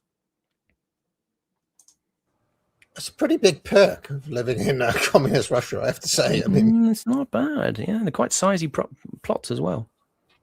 You said you were. Oh, God. You know which other system got you like a country cottage? Feudalism in Britain in the Middle Ages. Correct, Mondo. John Smith, 1381. 1380. Well, you get a free house, you get some free land. You know, pretty good. Dare I say it? Wasn't there a sort of references to an era of American history where people were being somewhat oppressed, but when you looked into the pictures of where they were living, it was a little bit like that as well? Well, that's my go there. Yeah, exactly. Anyway, go on, Horace. Just, well, you mentioned earlier about the riots of 1895. The strikes of 1895. I happen to have been reading a fair bit about the same period over the last year, particularly because I'm just writing an essay about Toynbee Hall, which is quite an obscure subject. But anyway, one of the that was situated, you know, those. I mean, 1895 was 1 year, but there was major strikes beginning to kick off from sort of like the previous sort of 7 or 8 years, I think, as well. Mm-hmm. There was a dockers strike in, Whitechapel and the Docklands and stuff. And not Whitechapel, the Docklands. But Toynbee Hall was set up in, I think, 1884, maybe 1884, I think. And it was supposed to be like rich, posh people from the unis trying to live amongst and like sort of be helpful to and neighbourly to the poor, the very poor of the East End. And one of the main activities they did before they started getting into kind of political and stuff was just taking kids out to the countryside. And it was basically, we're talking about the very poorest people in the country, you know, like in Whitechapel area. And they said the reaction of children, perhaps just one day holiday out by train in the countryside was like rhapsodic. Like some of them couldn't believe what a joyful day they could have, because they literally were just confined to the East End slums and just never went anywhere else. And it's just a sharp symbol of how healthy it is for you and how unnatural it is to be always surrounded by buildings. I mean, in a kind of smaller way, I like to go to, I don't live that far away from Bushy Park, Simon. And sometimes one of my favorite things to do is to go to Bushy Park round when the sun is thinking about going down, like 6 p.m, something like that. It's like kind of, early evening sort of time, just before they shut it. I like to go down there then. And we did this on Sunday evening. I was like, come on, let's get out, get AAA, stopping watching TV. Of course, well, she didn't want to go initially. I didn't want to go, type thing. But then once you actually get her there, absolutely love it. Running in the field and playing hide and seek, in the trees, and absolutely loves it. If you can actually get her there in the first place, if that makes any sense. So there is something that it is like, she's 6 years old. Yeah. And it's like the kid always thinks that they want the TV or the Nintendo or whatever, but actually get them out and they'll love it. So great. You remember the show Why Don't You in the 80s and 90s? Was that like a kind of how-to knockoff, Simon, Horace? It was on in the mornings, and it was on in half terms and holidays, and it was Why Don't You? The lyrics of the theme tune were Why Don't You Get Outside? Turn off the TV set and do something outside. It was like things why you could do don't outside. you? I do remember it. Yeah, why don't you? It was like, if you go to this place, actually you can go on a long trek behind the waterfall and whatever and stuff. This place has got biking and quad biking, and this place you can climb, and it's great.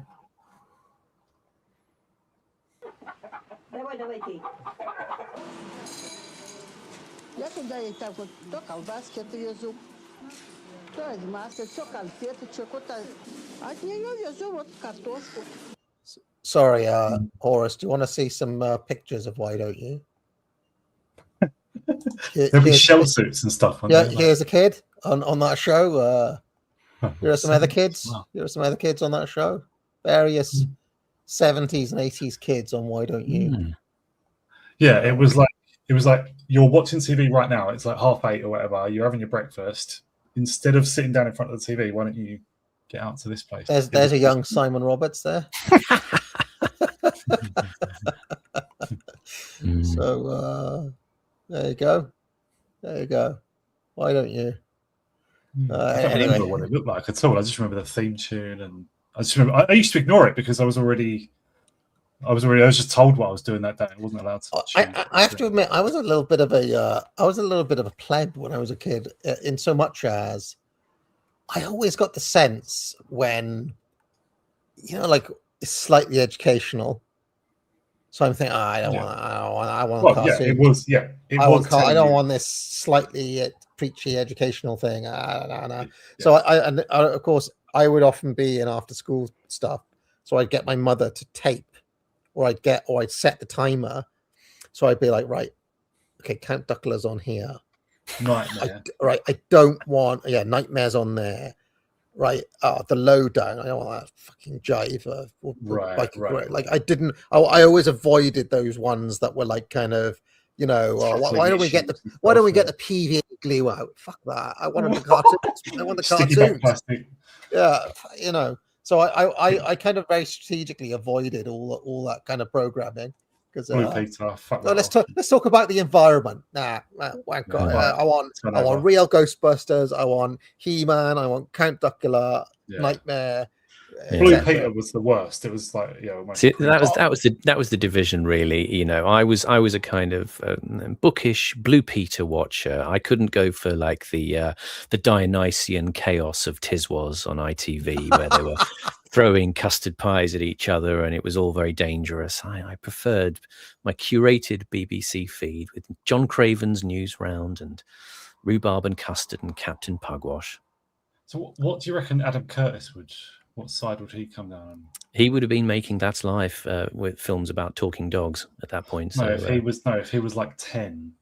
and he was watching. He's probably watching Bagpuss and Little Weed. What was that? Bill and Ben, the Flower Pot Man, and all of those.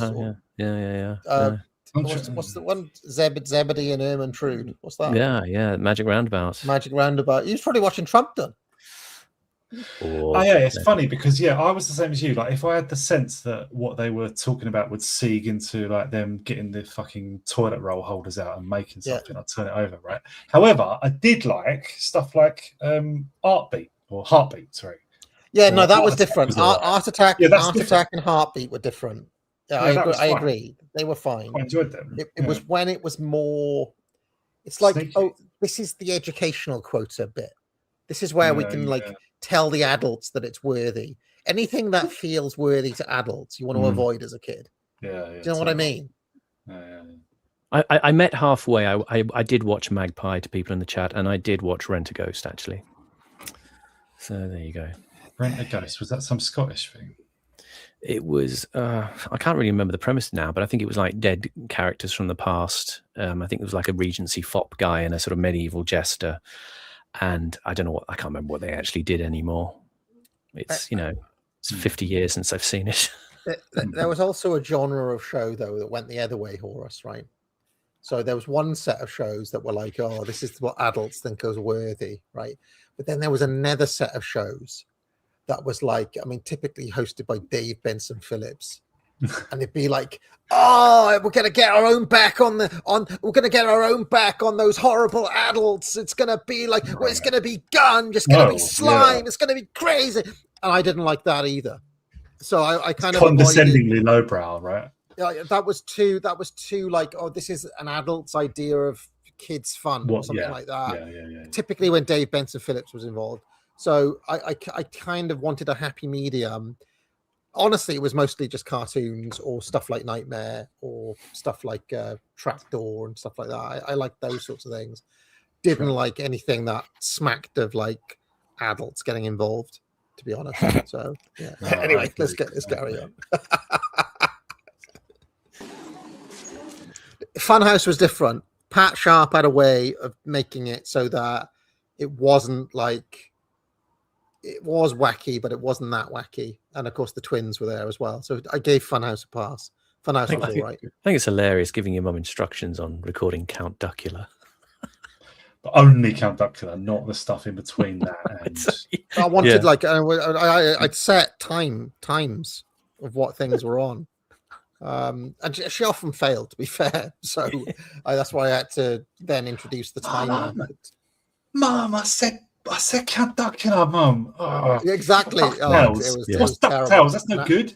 An absolute shambles. He'd issue a spreadsheet at the beginning of the week. This is your shambles. Yeah. Mum, I said pug wool, not pug wash. What are you doing? No, sorry, the wrong way around. Pug wash, not pug wool. I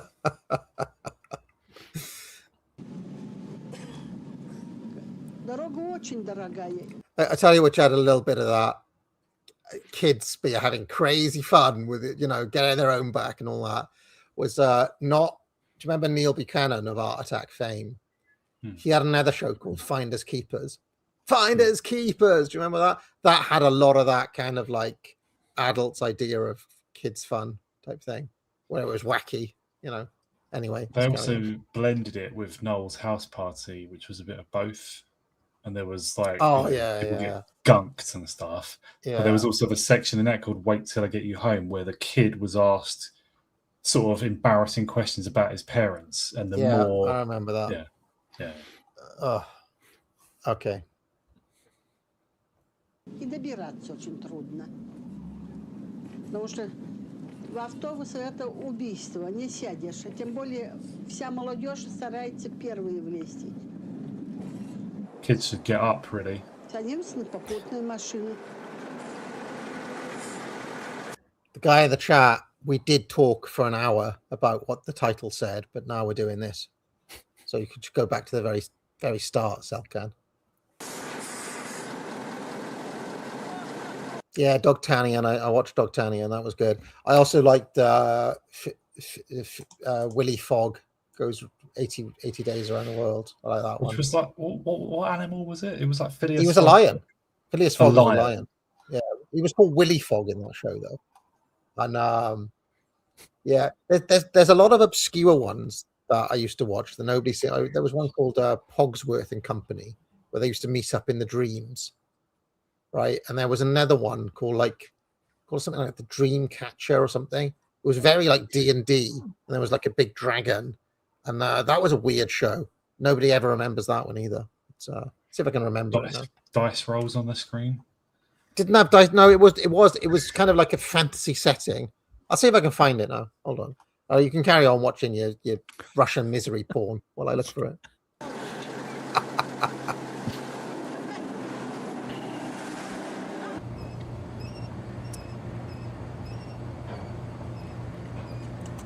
Producing the required tonnage of laundry there. Or metal scrap, yeah. Oh. In this case, he'll explain that basically they overproduced some scrap, and then they were compelled to produce even more under the plan.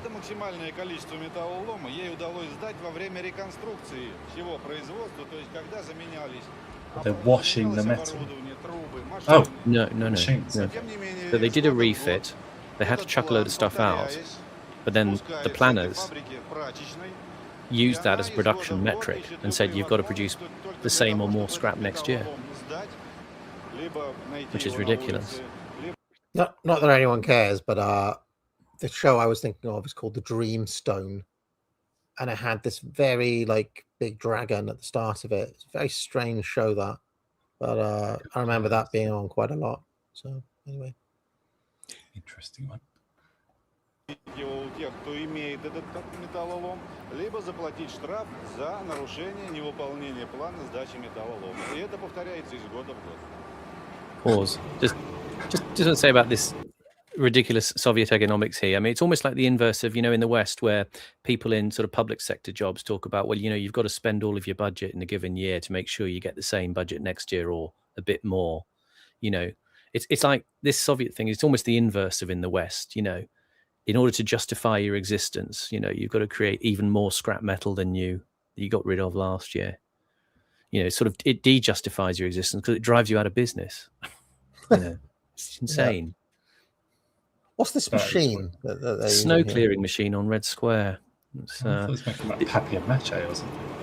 Yeah. This interesting thing, the stuff about the food shortages that were happening at this time is quite interesting. I mean, in St. Petersburg, they actually bought in about 400 grand in terms of US dollars of leftover food from the Gulf War, from Operation Desert Storm, to just put into hospitals and things and schools, and a lot of it just got completely ripped off. I mean, millions of items of food just got sort of taken and flogged on the black market by the administrators of the institutions, and supermarkets were selling things at massive losses. I mean, they would they'd buy 10 eggs for 8 rubles, but they'd sell them for 2.5 rubles, or cream. They would buy for like 15 rubles, and they would retail it at the state price of 3.4 rubles. But what does it mean for a supermarket to make a loss in a socialist state? It just doesn't mean anything. I don't know. I don't know anymore. Well, who cares? I mean, what? It's just the state taking from the state, so it doesn't matter. And so you would make you'd make a 2-hour journey from your home in Moscow to get to some shop, and then you'd queue for an hour and a half just to buy a couple of pounds of sausages. And everybody would just buy the maximum that they were allowed under the ration allowance, and that was it. And this is hence the woman going out to get food from the country, because potatoes, in a sense, probably have a bit of currency value. Strangely, if only for variety, right? Often people, some things gain value simply because people are so bored of eating the same issued thing all the time. Well, potatoes are a central thing in the Russian diet, and it does tend to make you very fat. There's a sort of higher incidence of obesity and diabetes in Russia because of the centrality of the potato diet. I don't, cast any judgments. It's just what people have been eating for a long, long time, and they love their potatoes.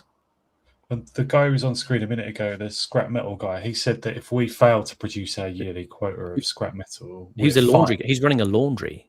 He's running a laundry, but those machines were laundry machines, but they they chucked a bunch out, and then that got made into a production target of, right, well, you produced some scrap, so now you need to produce more. He's trying to run the laundry. That's so Soviet. And he says he got fined. We get fined if our production quota isn't fulfilled, right? But it's like, what does that mean? Like fined? What, like, so you go out of business then? But the state needs you to do the, like, so. Yeah, well, like I say, it doesn't really work. I want to know, Simon.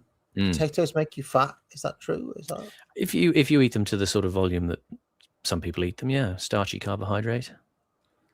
How many potatoes do you want? I mean, well, they eat a lot. I really think like bread as well. Bread makes people fat. Yeah, I'm convinced. Well, I mean, bread definitely. I mean, since I've given up bread, I've definitely gave up bread. I am lost some way slimmer. I've got like muscle definition. I'm in my 40s. I've got muscle definition on my stomach. Yeah. I don't think I'm not boasting. I am boasting. Yeah, but it's mainly from giving up bread. Potatoes people eat normally with a meal are terribly much of a problem, but obviously lots of chips aren't going to help you and things like that. But in the Soviet Union, of course, there's an element of this was a survival food in the hard times of the war, and people had a fondness for the potato. What can I say? That's what seems to come out in the reading. I'll post up the essay about it. It's quite profound insights into the importance of the potato. Isn't vodka also made out of potato? Can be, I believe. Yeah. You've seen I'm Alan Partridge, where he meets the South African guy, and they're not really getting along that well. And he says to him, "You say tomato, I say tomato. You say tomato. You say tomato." Because he's South, and he goes, "You say potato. You say potato."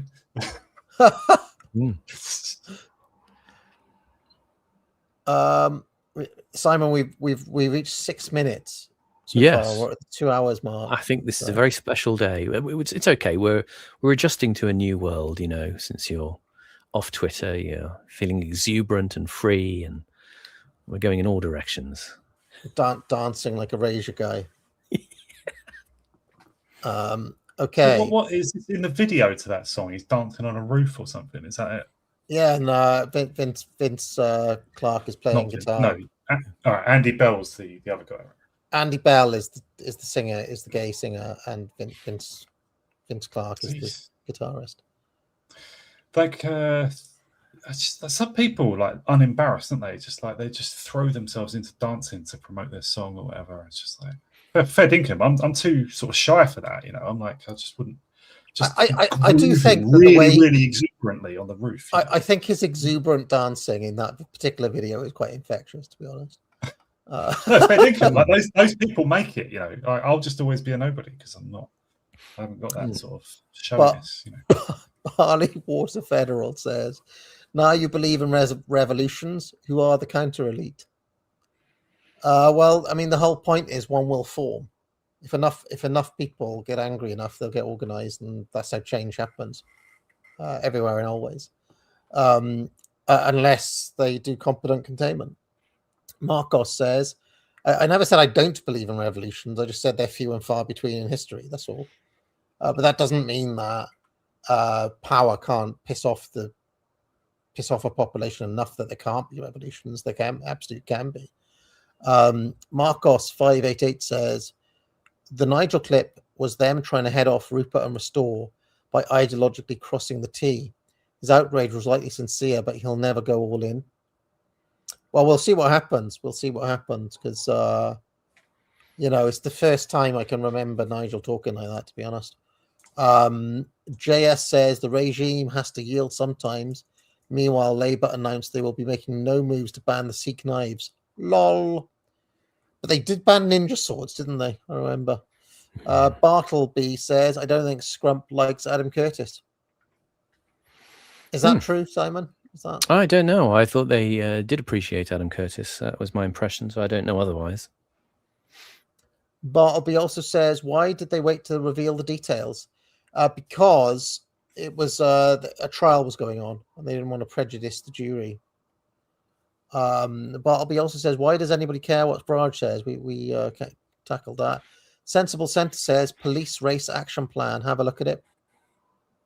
Sorry, I read that wrong. The police, not police race, but the police race action plan. Have a look at that. Okay. Principled uncertainty says, is Burnham attempting to maintain a dignified silence? He is a weak and unserious man. He's not scary. He's not a reason to vote for reform in Makerfield. He's not that scary. Barley, he's just another regime stooge, let's be fair. Barley Water Federal says, it overshadowed the rape gang inquiry, video release, Farage statement and regime meltdown. Regime wins again. Anything but admits state failure forever. I do not see this as a regime win at all. I see this as something that is really waking up a lot of people in the country, personally. I think people have to make distinctions between things that are actually kind of crossing a threshold. This is just an unacceptable thing, I think. And I do think it is of a different tenure from many of the other times where people say, this changes everything. I do think this is significant. Bartleby says, I've been a copper, Simon. You'd have been great. Oh, thank you. Yes, I wanted to probably join a specialist squad like firearms. That would have been the sort of thing I would have wanted to do, so I didn't have to do boring kind of stuff. Did you practice your low voice? I thought I was one of those people who, because I grew up in the 70s and we had the Sweeney, I thought it was all kind of fast cars and guns and excitement. And then people who knew better said to me, Simon, the police force isn't really like that now. So I went away. Speaking of absolutely cracking theme tunes in history, yeah. Sweeney, that was one of the better ones, wasn't it? Simon Hazley, great piece of library music called Hammerhead as well that he did. It's very similar. Simon, sorry, you're a fan of The Long Good Friday, aren't you? Yeah, huge. Yeah, I like the cop in that. The bit where he's like, "This is special branch now, Harold. I can't have anything to do with this." And Harold's just like, "No, you fucking will. You fucking do what I say." There you go. Yes, that would have been you. Sorry, I could have got into all the corruption and marital problems.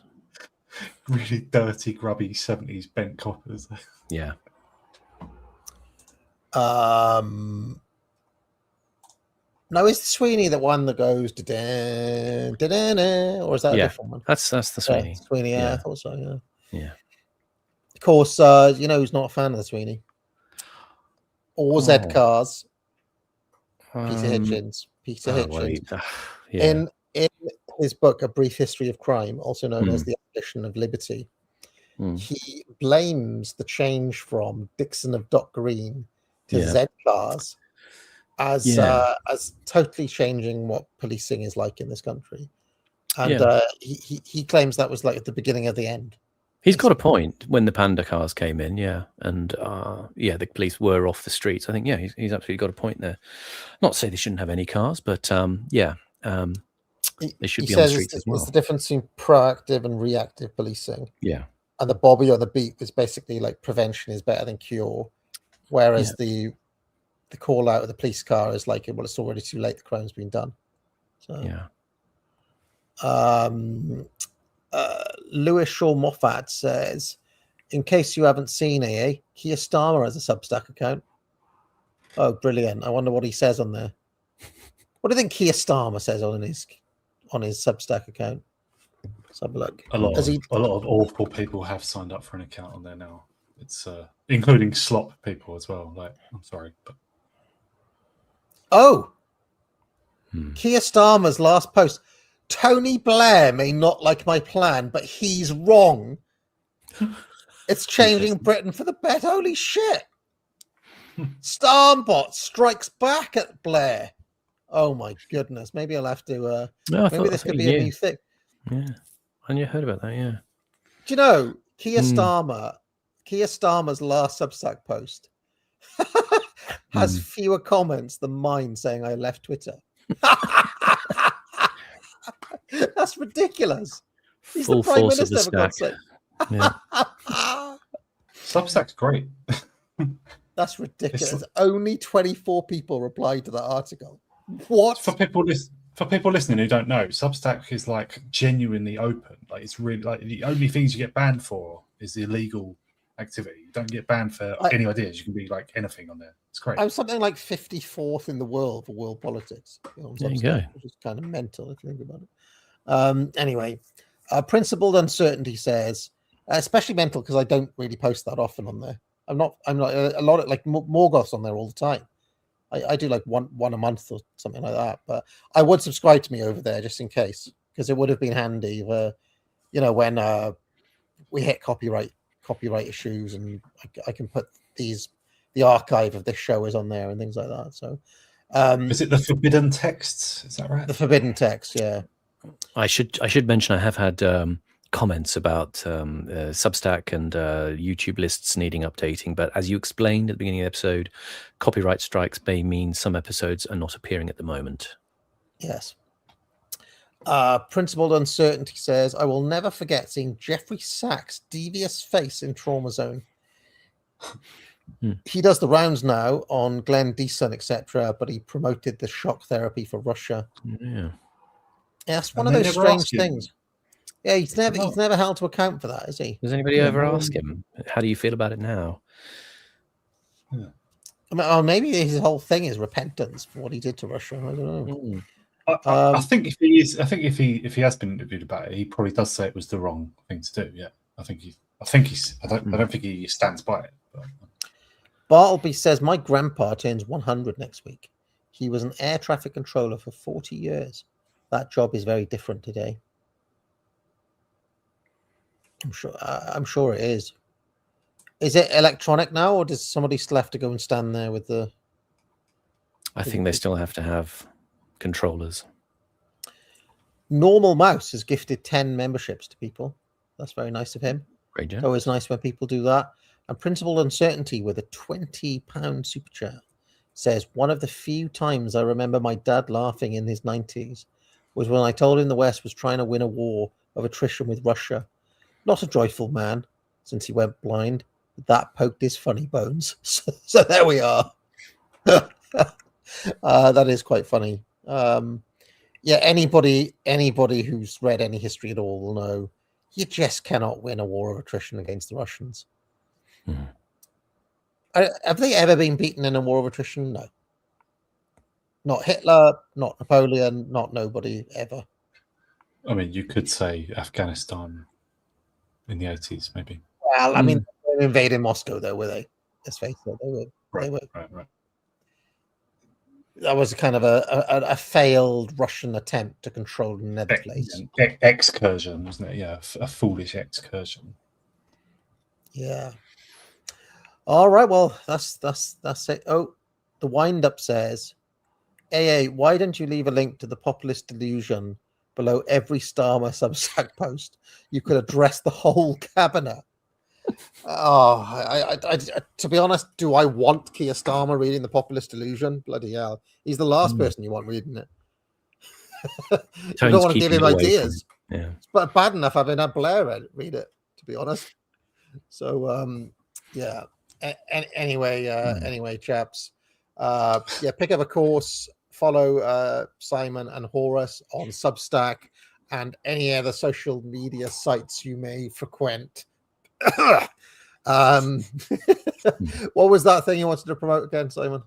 I can't remember, but I will be doing other streams on other channels coming up soon. And apologies for today's fairly low quality episode as far as Adam Curtis is concerned, but we shall return to enjoying the misery of Trauma Zone in coming weeks. I think 6 minutes per episode is quite a good rate. It's terrible. It's appalling.